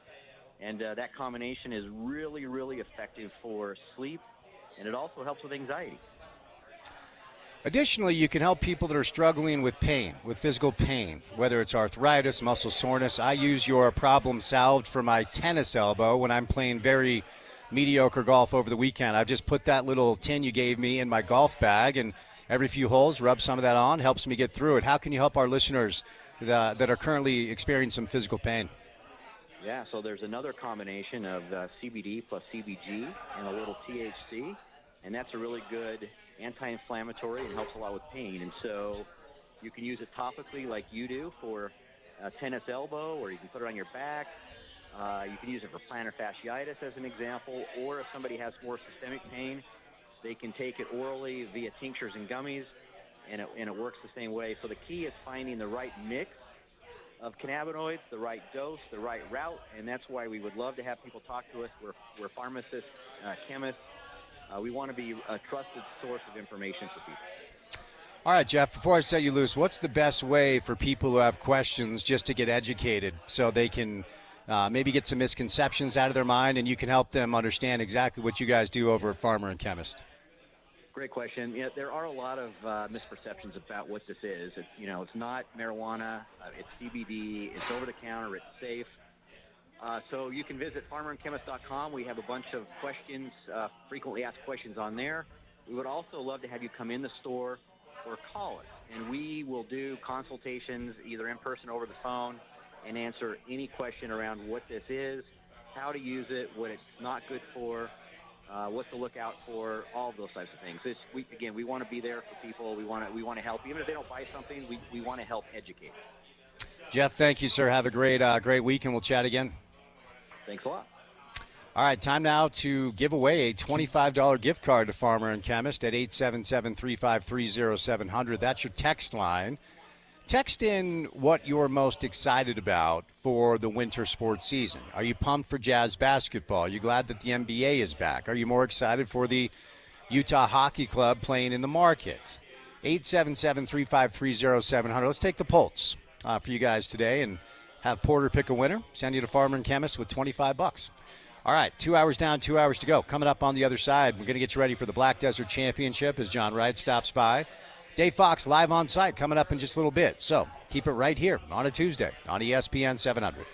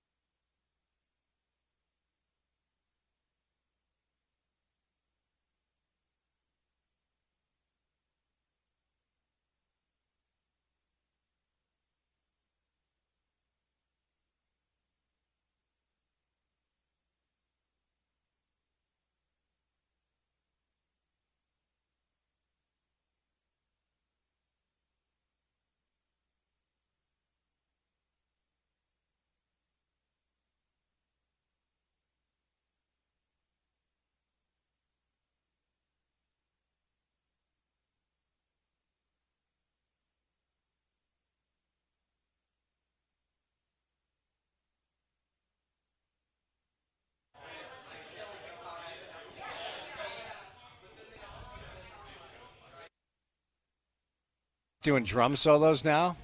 You know, John Wright's a Van Halen fan. That's like right down John Wright's alley. We have Dave Fox live coming up on site here at Epic Brewing Company right downtown. It's 825 South State Street. They are pushing their Utah Hip Check Ice Lager. We are giving away very, very nice 4-ounce beer glasses. First come, first serve. One apiece, please. One apiece. Let's act right. But we've been pretty football, hockey, a little soccer-centric today. But the PGA Tour is making its historic return to Utah. Black Desert Resort coming up on Thursday. Our next guest knows a thing or two about the game of golf. John Wright on a Tuesday. John, happy Tuesday, buddy. How we doing? I'm doing well, Spence. How are you? Doing well. I'm excited for this. So, as somebody that is very plugged in to the golf community here in the state of Utah, what's the buzz level? What's the excitement level of the PGA Tour rolling back into our state for the first time in 60 years? Oh, it's amazing. Everybody's just so excited, and the Monday qualifiers were full, and everybody's trying to get a chance to play, and the tickets are flying off the shelves, and everybody's ready. It's been the first event in 63 years here in the state of Utah, and we got it for 4 years, and then we have the LPGA coming next year as well. So Utah is becoming a golf state now. Yes, sir. And, it's been a golf state, John, for a while, as you know better than anybody. We've been talking about this on the program in preparation for this event coming up. When you travel around, when you were, playing in your career as well, and you tell people you're a golfer from Utah, what do they – because we always ask, like, what do NBA fans think about Jazz fans? What do college football fans think about Utah football, BYU? What is the golf community nationwide? What do they think about when they think of Utah golf? Well, I think mostly, and this is fitting for this weekend, is they think of southern Utah. They think of St. George. They think of Sand Hollow, the new Black Desert golf course, and all those beautiful Red Rock golf courses down in southern Utah. So it's become a real golf destination for, the boys going on their golf trips. They make it St. George, and people talk about it. They love them. Sand Hollow is consistently ranked in the top 100 of courses you can play. And Black Desert is going to be in there as well. I unfortunately haven't gotten to play it yet. It's so popular with its grand opening. I haven't got out to play it yet, but it is. I've heard nothing but rave reviews, and it's going to be a mainstay in Utah golf. And this tour event makes it even cooler for everybody.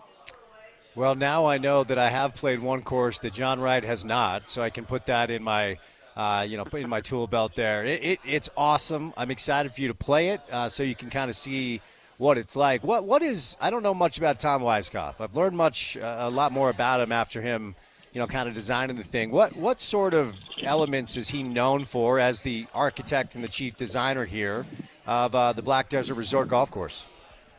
Well, he's a real thinker. He plotted his way around the golf course. He was never a power hitter, and he was never a freak athlete of any sort. He was just really smart and really precise, and that's what his golf courses are like. He's done quite a few golf courses, and unfortunately, here's our claim to Tom Weiskopf. He passed away recently, and he had been getting treatment at the Huntsman Cancer Center. So He has a strong connection to Utah as well. So he was going up. His heyday was against Jack Nicklaus, so that's why we haven't really heard much about him. He was second to Jack Nicklaus in the Masters, I believe, in 1976, and second to him in a couple other majors.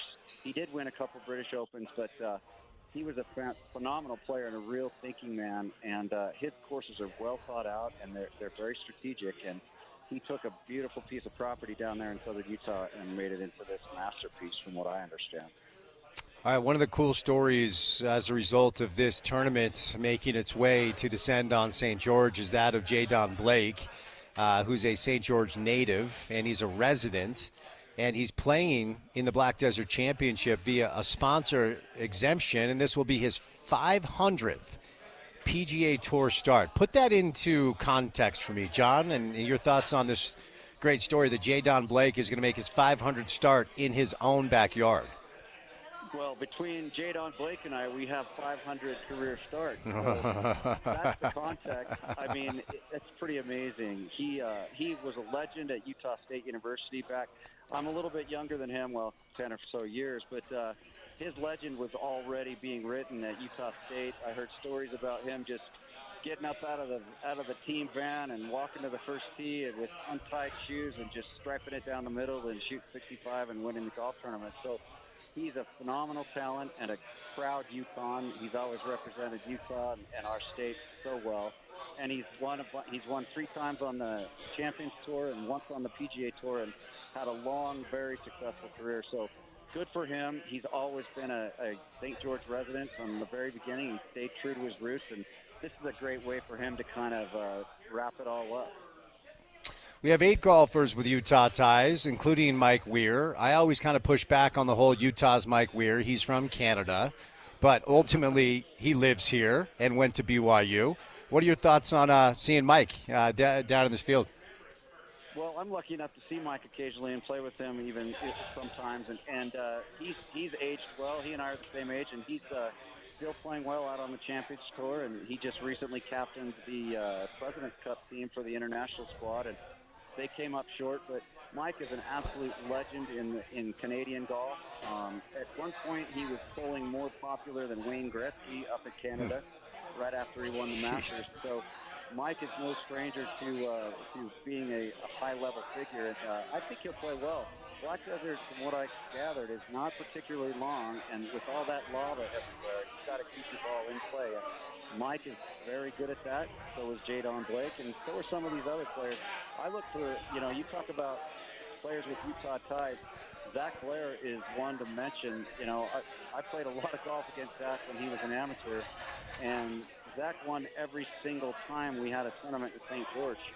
Like, I can't remember a time where Zach was in the field in a tournament in St. George that he didn't win. So I would love to see that happen again. Any of the other local players in the mix, reference that there's Zach Jones, there's Peter Kess, there's Bowen Moss, there's Dustin Volk. Any of the other local players do you think will potentially be in the mix coming up on Sunday?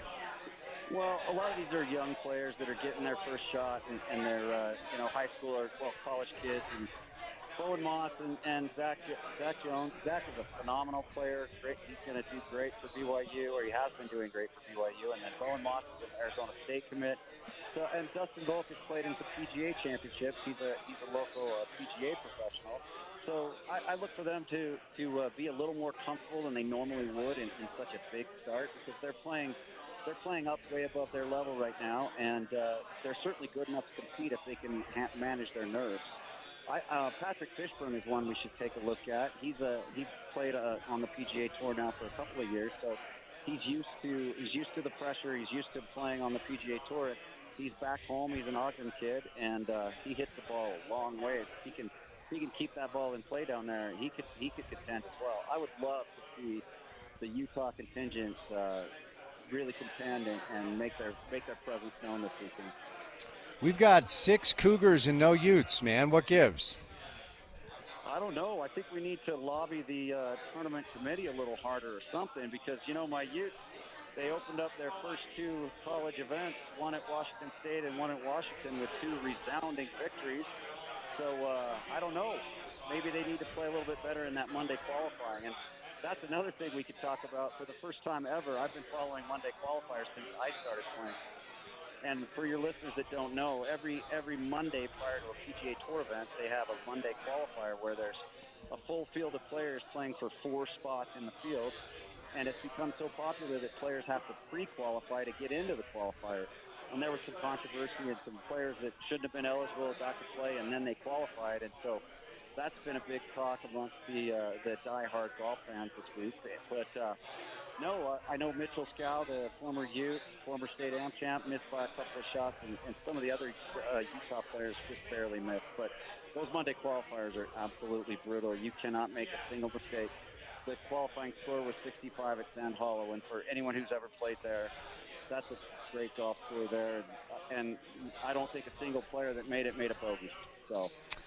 Wait a second, John. You know the dark arts of sports talk radio. If there's a controversy, we're talking about it. That's the deal. I did not know that this was a thing. So please elaborate. What's the controversy surrounding the Monday qualifiers?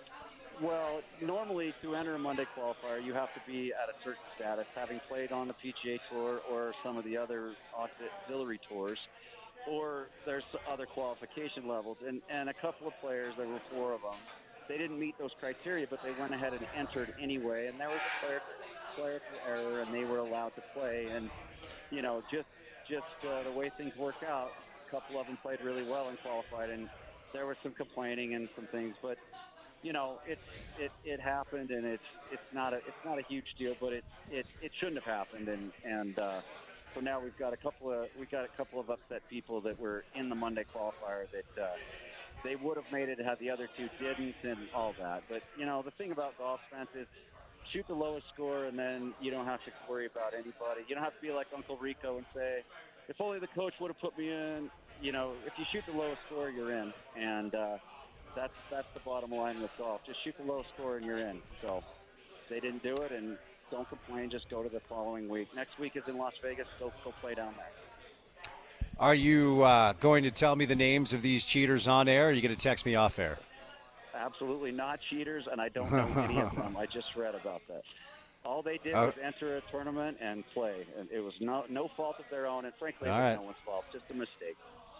Okay, fair enough. So let me ask you, and, we had the managing partner on the show this week, and he explained and described exactly what's going on with Tony Finau, and he's choosing to be a father to his son this week for a tournament that his son is playing in, and Tony is captaining kind of the group. So, of course, Tony's going to pick the side of things where he's going to be there for his child. I totally understand that, but what are your thoughts on Tony not play? Like, if we took that dynamic out of it, which we can because that's what he's doing, do you think he would have played? And what would it have meant to see, the best golfer in our state play in this event for the PGA Tour coming back for the first time in 63 years? I think it's just a really unfortunate scheduling conflict. I have no doubt Tony would have played and that Tony wants to play. But I believe that, with this, I believe it's the PGA Junior Series that Tony is the assistant captain of with his son's team, and they've done well and they've moved on, and so they have a big event this week, and I think he'd always planned on being there, and this just happened to conflict, and he made his choice, and let's not. I would be very slow to criticize Tony for that decision. Everybody makes their own priorities, and he's got those 5 children that he wants to be around for, and he travels so much in his job, and he wants to be a part of that. And I have nothing but great things about Tony Finau, and I know that he would love to play there and represent us all. And frankly, he played the Vegas event when that was the closest one to Utah and had hundreds of fans that would make the trek from up here and go down to Vegas. And so he loves to play in front of his home crowd, so to speak, and this just didn't work out. But I have no criticism at all for that decision. No, for sure. So I wonder your reaction to the field that was released. So for me, if I have heard of you, that's a good sign. And I've heard of plenty of these golfers. Brant Stedeker has won 9 times. Lucas Glover won an Open, U.S. Open. We talked about, of course, Mike Weir, a major championship, winning the major. For golf nerds, who are the names that when you saw the list, you're like, oh, sweet, that guy's going to be here? Well, you mentioned one. If you want to see some great golf and a player who was near the top of the world there just a few 5 to 10 years back, Lucas Glover, and he's had a bit of a resurgence about a year ago right now at the end of last year in the playoffs. He won a couple of times. So there's someone you can go and watch. For those of you who enjoy the broadcasters and the commentary, Kevin Kisner, who was up there doing some great commentary with the President's Cup and has been working on a lot of the events. He's in the field as well. Joel Damon. There's another guy who he's probably one of the best follows on social media. He and Matt Coma, if you guys love Instagram. Those guys are fun to follow. Joel will be there. And J.B. Holmes, for people a few years back, he was at the top of his game. He's had some injuries, and he's trying to work his way back. So some of these guys, Spencer, are kind of in that dead zone, that competitive dead zone between the ages of like 42 to 50, where you're still good and you still like to compete, but you're not old enough yet for the Champions Tour. And these guys can still play an amazing game of golf. And there's no shortage of talent down there. It's just you haven't heard a lot of these guys, but I'm telling you, all these guys in that field are capable of winning any event on the PGA Tour, not just this one. The talent level is extreme, and for anyone going down to watch, there's plenty of great players to watch. There's Aaron Badley's another one as well. he's been around a long time and is a fantastic player who's just continuing to play well throughout his career. All right, Johnny, before I set you loose, would you be so bold to give me a pick to win the thing? Looks like, as of now, Keith Mitchell is the favorite at 16-1. You can throw a couple of names out there. Who do you think gets it done and why? You know what? I like Kevin Kisner. I know that he is now a broadcaster, but he's still trying to hang on to his playing abilities, and he wants to continue and play. And to do that, he's going to have to maintain some status, and he's got to play well in these fall series events. So I look for him to play well, and I know that Joel Damon is playing well right now as well. And Keith Mitchell's a good pick too, because he just barely came up one shot short last week in Mississippi, and so obviously he's playing well. But I mean, I want to pick someone. I want to pick Zach Blair, because he's just St. George through and through. His father owns some golf courses down there. He's from there. Well, he's not from there, but he lives there. He's got a lot of connections down there, and I think he's just super comfortable down there. And I would love to see him climb up that leaderboard and really excite the fans down there, because he's been a mainstay on the PGA Tour now for 7 or 8 years, and it'd be cool for him to get his first win on home soil. All right, John. Well, thanks for the time, man. Should be a fun week, so enjoy it, and we'll get you back on soon. Yes, thank you. It'll be fun. Everybody tune in. It'll be on Golf Channel all weekend. Yes, sir. The PGA Tour making its historic return to Utah, Black Desert Resort, starting on Thursday, going through Sunday. Tickets available at blackdesertevents.com. All right, live today, Epic Brewing Company is where we're at. It's 825 South State Street, right downtown Salt Lake City. And the head brewer has made his appearance. Clay, how you doing, man? I'm good. How you doing, Spence? I'm good. That's an impressive beer, bro. Oh, thank you. Is that an Arizona Coyotes hat? It is a Coyotes hat. So were you a fan before the relocation? I'm good. Fan is a strong word. The only NHL games I'd been to previously were in Phoenix. Okay. So I picked up a hat when I was there. Well, and that hat looks like it's seen some things. You've had it for a minute. Is that fair? It is fair. Yeah, it was before they'd moved to the Arizona State Stadium or wherever they were playing. But yeah, it's been a few years. All right, man, since you're the guy that's in charge of creating the magic, tell us the process that went into creating this Utah Hip Check Ice Lager. Well, once me and Gus had kind of decided that we were going to do a lager, it was essentially like, okay, what type of lager? Do we want this to be kind of hoppy? Do we want this to be, super crisp and dry and palatable? And that's kind of where we went, was really leaning into that ice theme, and went super like I really try to describe this beer to people as like, imagine you're like really crisp light lager that's usually, right at 4%, and then take that to 7.5. Yeah. No, sorry, go ahead. Finish your thought. And that was basically the whole idea for the beer. And then, we had, a few meetings with the brewers just to make sure that we felt like we could execute that plan and make it taste how we wanted it to taste. And I feel like we nailed it. Well, so you did. So tell me, because I've got a few buddies that bought the thing, and they do the thing at the house, and the thing never really turns out all that great. Yeah. I respect their efforts, and it's a great hobby to have. So 7.5%, but it doesn't taste like a high point. What's the magic there? How do you do that? I mean, that's such a long, complicated answer, but to make it as short as possible, it's essentially healthy yeast. Having really healthy, happy yeast is the way to make things taste crisp, dry, and clean, and not show the alcohol. I see. All right, don't give away all your secrets, because if my friends are listening, they're going to go buy some yeast and try to do what you do. What's your background? How'd you get into this? How long have you been doing it? I've been brewing professionally for about 12 years now. Okay.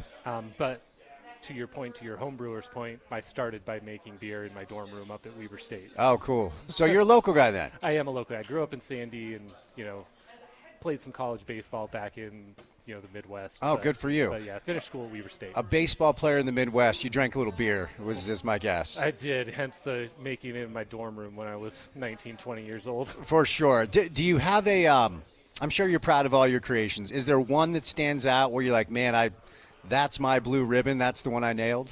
I've got a few that kind of stand out. This Hip Check is kind of turning out to be one of them. For sure, yeah. And then Big Bad Baptist is going to release here in 3 weeks. I believe it's going to be the 25th or 28th, whatever that Friday is, right around that date. And the black gold version of Big Bad Baptist is something I am incredibly proud of. Right on, man. Well, Clay, it's great to meet you. Keep up the great work. I'm a fan of the product, all right? Awesome, thanks. So we're down here at Epic Brewing Company. The address is 825 South State Street. Here's the deal. If you're going to the hockey game, you should definitely come hang out with us first. So just plan a little early and then just roll down here. We got a fun group. Everyone's hanging out trying this Utah Hip Check Ice Lager. So 825 South State Street is where we're at. We're also giving away 4-ounce beer glasses just for stopping in and saying hi. We'd love to shake your hand and meet you. Dave Fox will be live on site. It's going to be weird to see Dave Fox in a brewery. He probably, he's going to be squirming a little bit. So he'll stop by coming up next. Let's welcome in Ryan from the Dish Bros. Going to be out there tomorrow, 8034 South State Street. Come on by and say what's up. Through 5 weeks of pro football and 6 weeks of college football, I've had every single game at my fingertips. The ones I can't watch live, I just DVR and go watch commercial-free later. It's a great setup. You guys can do the same. You can save money and support a great local company by dialing 801-424-DISH and do it today. What's going on, Ryan? Yeah, call us today and stop overpaying, especially if you've got a pretty heavy bill. We see it all the time. If you think you're paying too much, you probably are.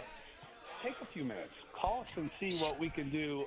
There's such good promotions, and the amount of money we save people, it truly is thousands. And I know that sounds crazy, but it adds up really quick. You're spending, $100+ a month, more than what you should be. Because of this 2-year price guarantee, you're locked in for a few $1,000s in savings or more. Call us and take the upgrade. We'll throw in dinner at JCW's, the multi-sports pack free, movie channels. Also, you get that NFL Red Zone free for a year. Call and get upgraded. Ask about the internet solutions. Half a dozen different internet providers at our fingertips. And, guys, there's some very good products out there. And these products will be just as good as what you currently have or ever had, and will probably save you a bunch of money also. The combination of the two, we can save you a ton. You just got to call and let us work our magic. 424-DISH. It's 801-424-DISH.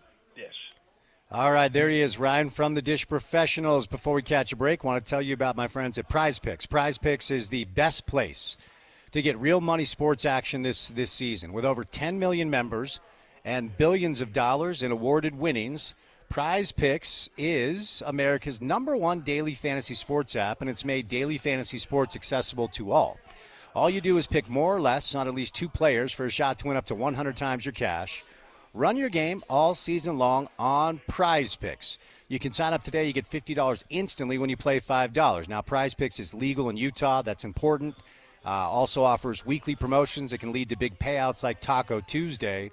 Each Tuesday, Prize Picks discounts select player projections up to 25% to provide even more value for your lineup. So here's the deal.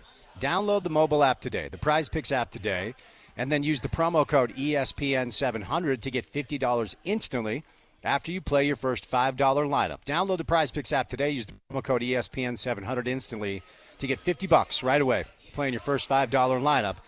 Prize Picks, run your game all season long. All right, coming up next, if you've ever wanted to hear what it sounds like for a grown man to be uncomfortable in a brewery, Dave Fox will show you right here on ESPN 700.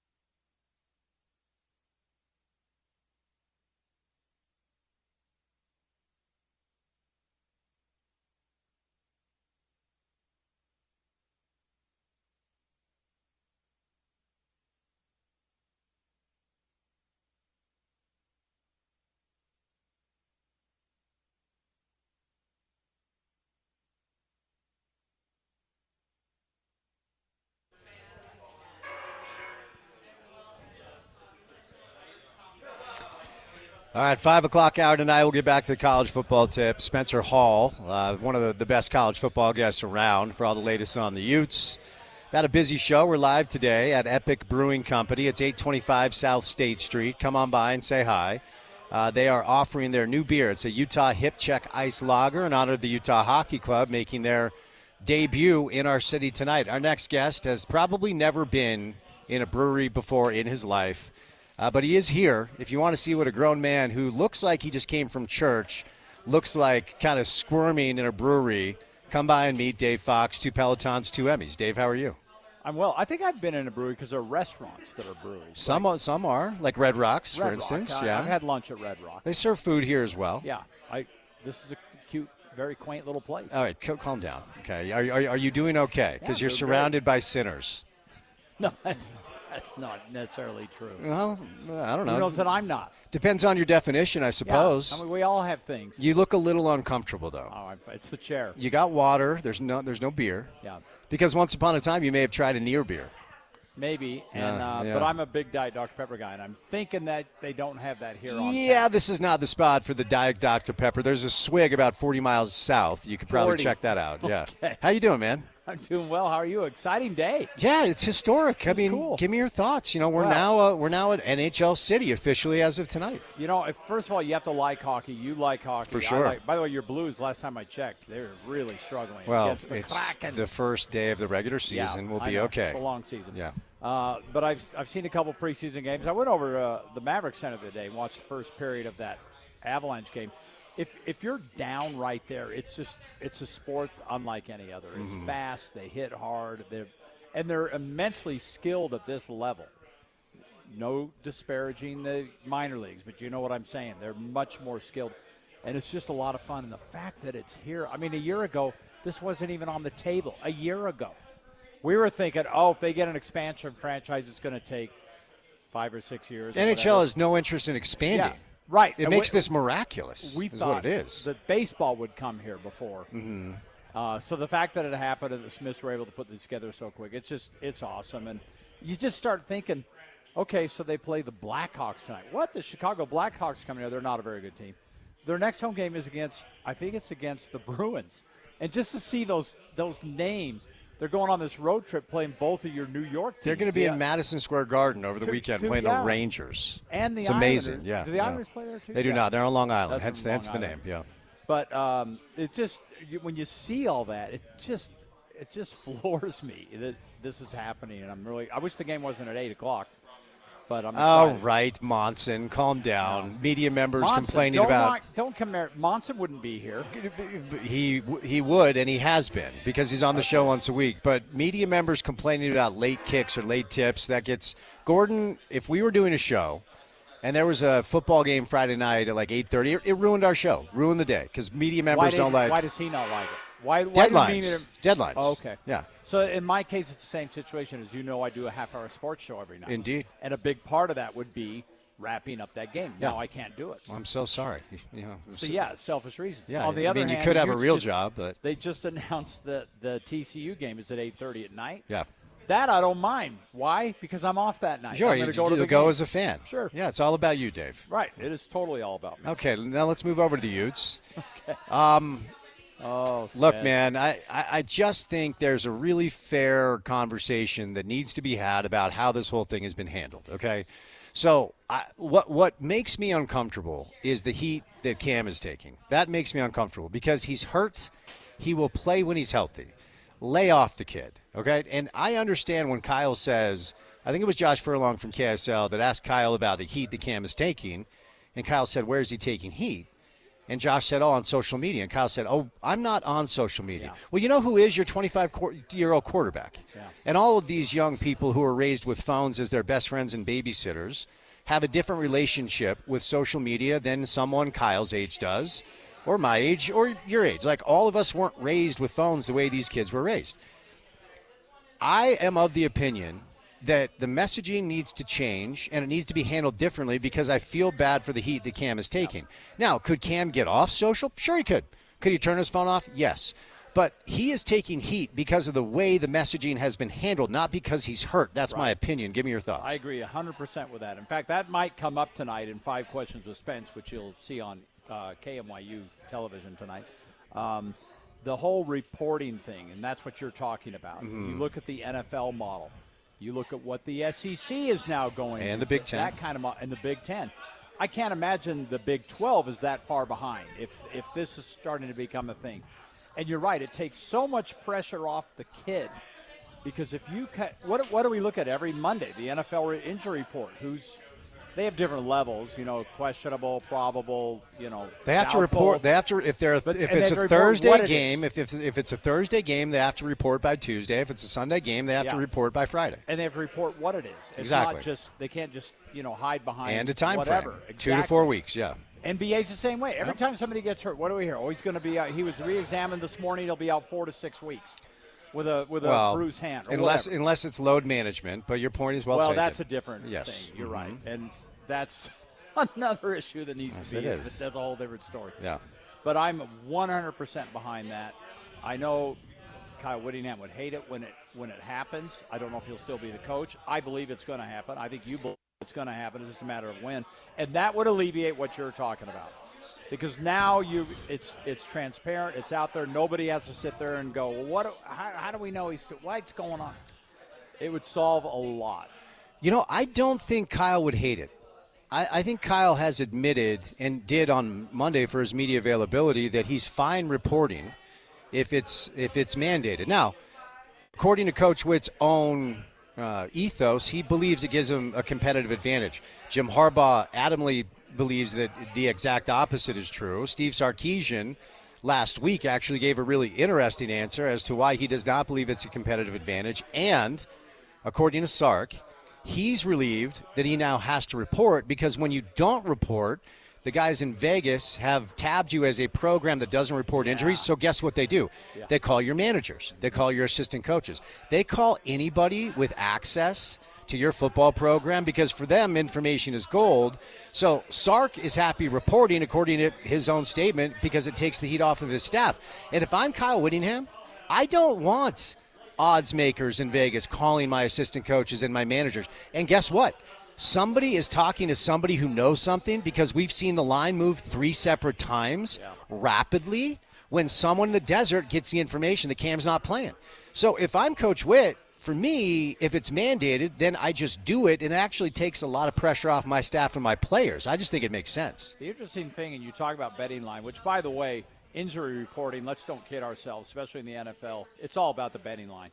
I mean, that's literally why they do it. Well, they're in bed with the betting apps. So they're business partners now. You have to take care of your business partners. That line this week moved, I want to say, from 3.5 to 6.5 over a few days. That is a huge amount of money being bet on the Utes, which kind of goes against the idea of Cam not playing. Well, then maybe he's good to go. I don't know. But you know what I'm saying? Yeah. When I saw that jump, I thought, well, that's interesting. And then I've seen other reports that say, he probably won't play. So I'm not quite sure what to make of that, but I found it very, very interesting. But again, getting back to your original statement, with you 100%, sooner or later the Big 12 is going to require what they do in the Big 10 and the SEC and the NFL, and I think we all look forward to it. I'm not sure I totally agree with you on Coach Whittingham's philosophy on this. Neither one of us have had that conversation with him, so I guess he has talked about it during media availability. But why can't he just be more transparent, or is he not allowed to? Well, he does. He believes, according to what he says, and that's all you can go off of, that it does give him a competitive advantage. There are just plenty of people that disagree with it. Then he doesn't like the idea of having to report injuries. So but he's also said if he was mandated, he would be happy to do it. It's just he doesn't have to, so he's not doing it. You can only go off of what he says. No, okay, I get that, but I still don't think it's something that he really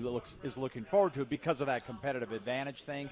But he'll follow any rule you throw at him. That's the way Whittingham is. Yeah, it's just the competitive advantage thing to me is a smokescreen. I think it's a fundamental misunderstanding of the current climate surrounding college football, being in bed with betting companies, you're right. And Vegas with big money saying, okay, if you're not going to report, guess what we're going to do? I'm going to send my guy Vinny up to Salt Lake City. Why are they always named Vinny? Well, we could go and it just sounds like a good Italian Joe Pesci type gangster mobster move.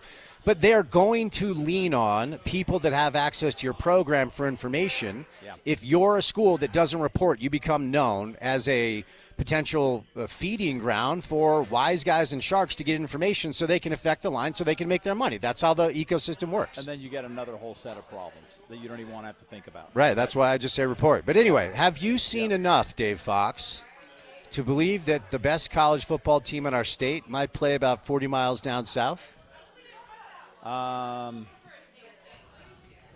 That's a hard question. I know, man.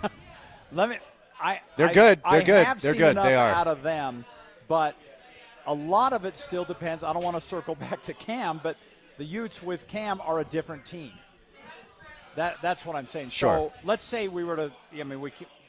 Nobody wants to go ahead 4 weeks and say what's going to happen when Utah plays BYU. But if Utah plays BYU right now and Cam Rising's not playing, I don't know that they win that game.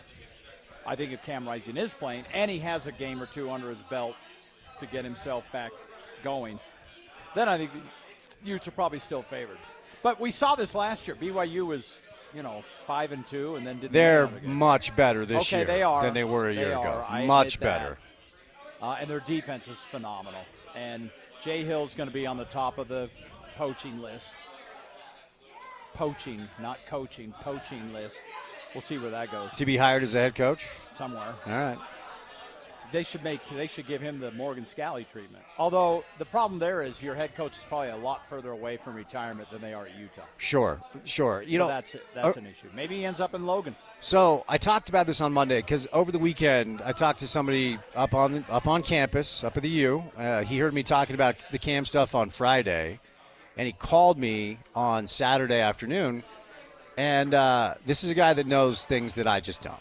He's a source of mine that I've been able to get stuff. Nothing like you and I. He's given me stuff in the past that initially I was a little bit skeptical about, but ultimately it became true. One of the things he gave me is last year Cam wasn't going to play and Brand wasn't going to play.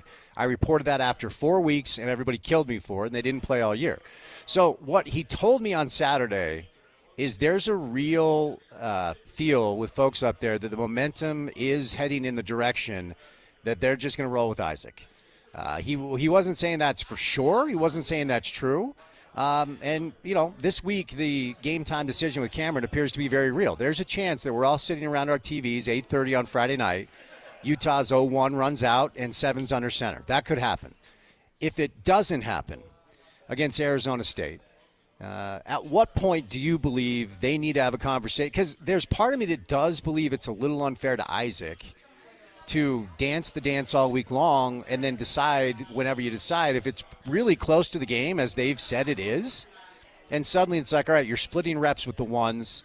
You're not getting all the – Scott Mitchell did a really good job last week of outlining why it's so important as a quarterback to have reps with the ones. He said he was rabid about making sure he had all of them, especially against the Utah defense, because then you're prepared for Saturday in a way that you just aren't. If you're splitting reps and then a few hours before the game, they're like, hey, it's you.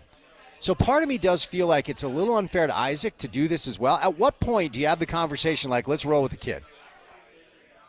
Or do you ever have it? If Cam's ready week 12, you just put him in. You're talking about in terms of the week-long preparation. Just like the job is yours. We can't rely on Cam anymore. The job is yours. And here's part of the problem, too, is Cam's still getting reps because we know he can throw the ball because we see him do it in warm-ups. So he's getting reps. You brought up Mitchell, by the way, just to sidetrack really quick. In the NFL, it's even tougher to get reps because there's fewer of them in practice. And the one gets all of the reps. That may be a couple of others, but there aren't many of them. I think you got maybe a couple more games. This is not – last year they knew he wasn't playing. He wasn't even getting many reps, as we now know. But this is a different situation because to hear – Coach Whittingham and whoever your deep throat is up there, it's like this isn't that far off.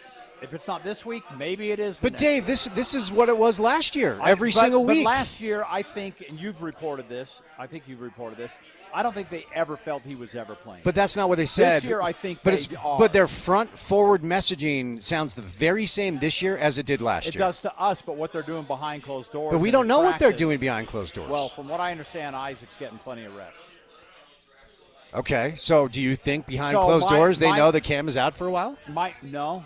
my thought is they're going to continue to split those reps until they get to a point where Cam has missed so many games that Isaac has become more and more acclimated and more comfortable. He's your quarterback in the future. That's the question I'm asking you. At what point do you really feel like the conversation has to be had? Are we being fair to Isaac? Let's just roll with him. 3 more games. 3 more games.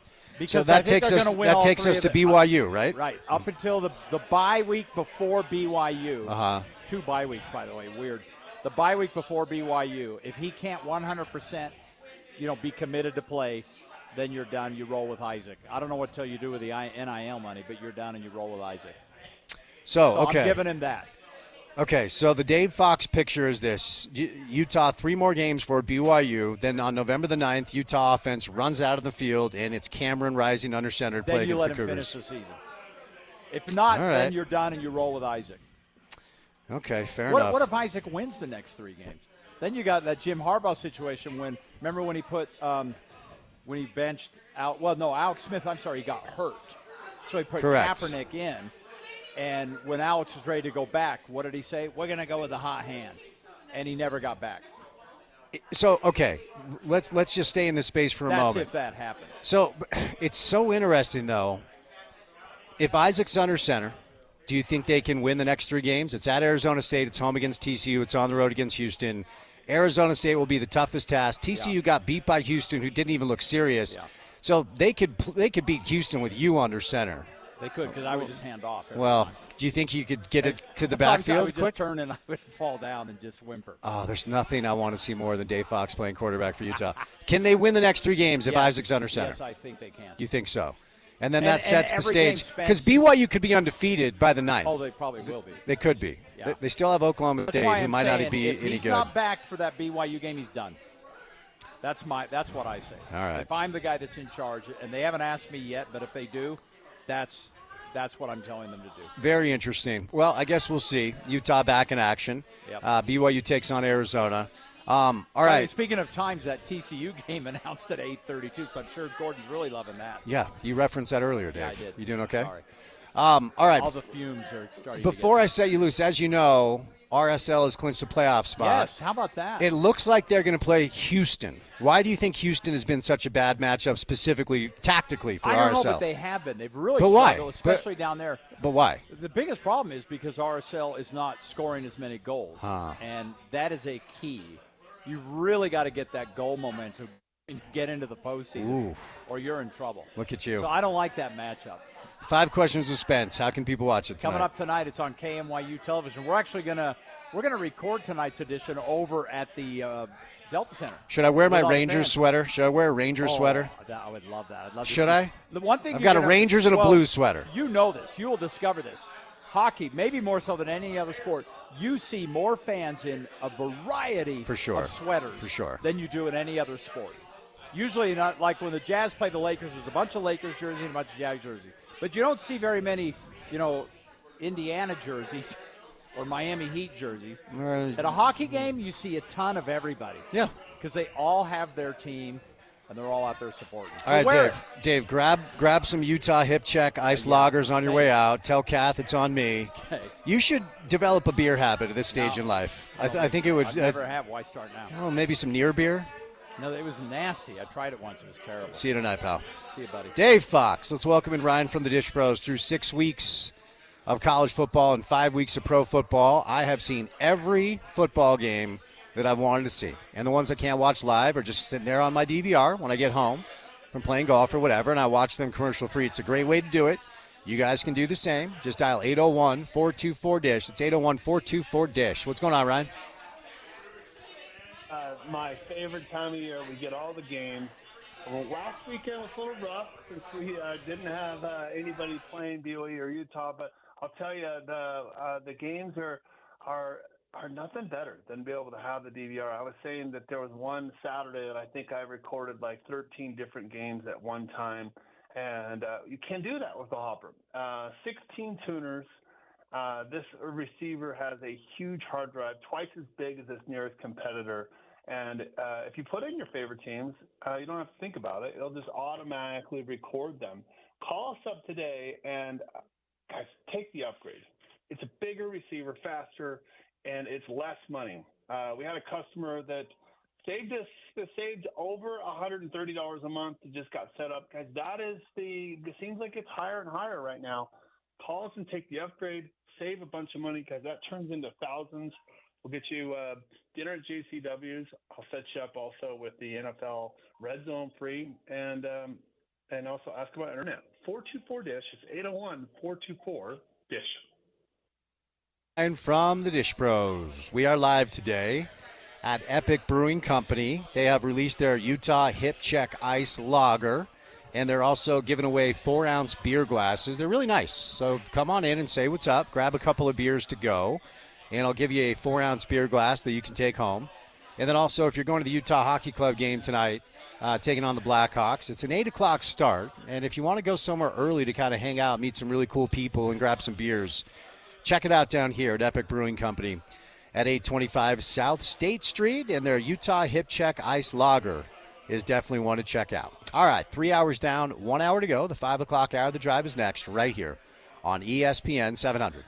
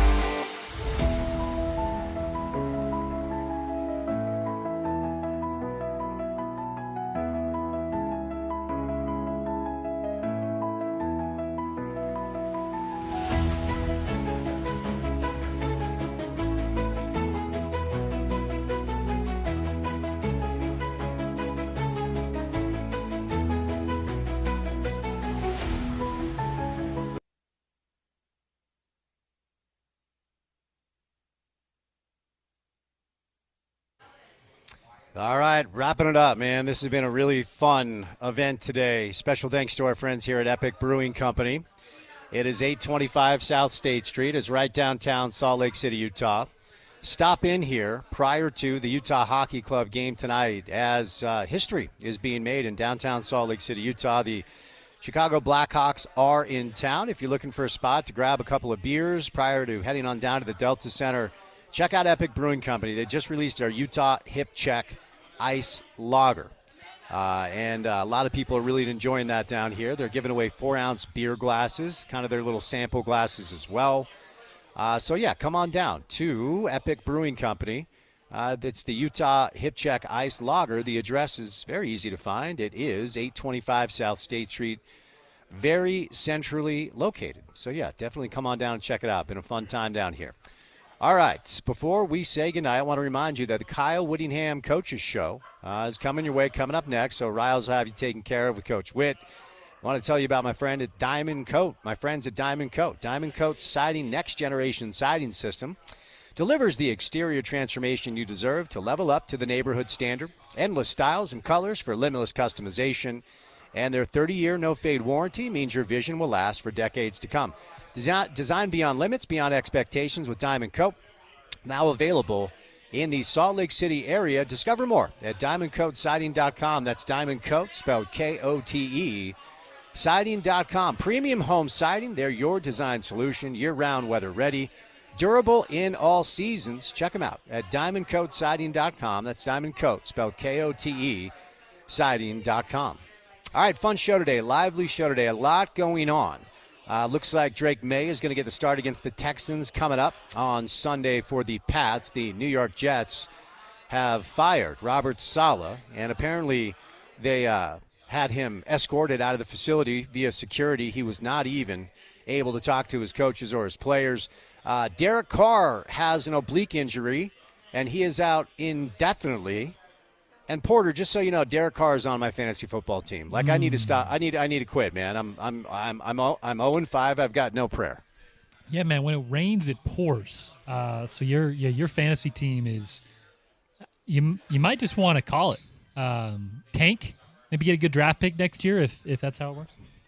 Yeah, you know, again, these parallels between me and Coach Witt are pretty amazing. Like, both Yankee fans, both ravage animals in the gym, both enjoy some golf, both enjoy spending time with family, both great football minds, and both dealing with great injury situations, you know, having to traverse our way. I mean, there's a lot there, obviously. Am I the Kyle Whittingham of Sports Talk Radio? Am I just realizing this out loud right now? I'll point out one difference. Okay, what do you got? Right, we talked about the injury stuff Kyle's dealt with.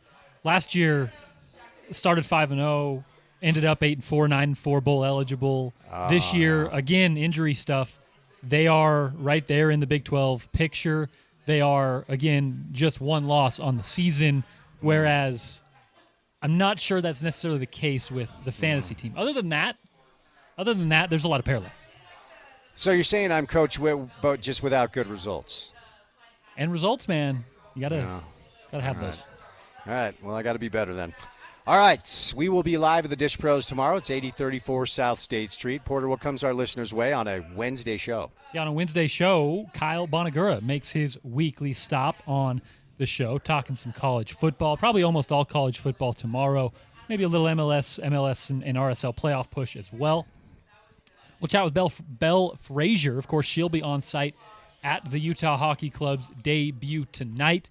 The beat writer for the Salt Lake Tribune. She stops by the program tomorrow. Neil Smith for Behind the Glass, our weekly NHL segment, of course, with a Stanley Cup winning general manager. We talk to him each and every week. No one better to talk some puck. And then no one better to talk some football, college football, with Josh Pate to finish off the show. So a good show to get you through your midweek. That will be an excellent Wednesday show. Good job booking that. And with that, we'll say goodnight. Special thank you today to Pablo Mastroeni, Spencer Hall, John Wright, and Dave Fox. For any of the sound you may have missed from the show today, you can head over to the website, which is ESPN700sports.com. Make sure to download our mobile app and take us on the go. It's the ESPN 700 app, and that's available in the App Store or the Google Play Store for free. And then finally, for what we do in our space every afternoon for 4 hours. Best way for you to consume what we do truly is our podcast page, because you can decide what from our show you want to listen to whenever you want to listen to it. Utes, BYU, Jazz, Hockey Club, RSL, golf, whatever it is called The Drive with Spence Checketts, and that's available wherever you get your shows. If you have some time tonight, give us a rating and a review. Say nice things. Give us all the stars. It actually does help us out. For Cynthia, my on-site tech, our good friends here at Epic Brewing Company, 825 South State Street. For Porter Larson, the producer of the show, my name is Spence Checketts, saying goodnight. Enjoy your Wednesday evening. Enjoy some hockey. Enjoy some baseball. And we'll talk to you on a Wednesday drive. As always, you can find it. Tonight's Tuesday. Talk to you on Wednesday on ESPN 700.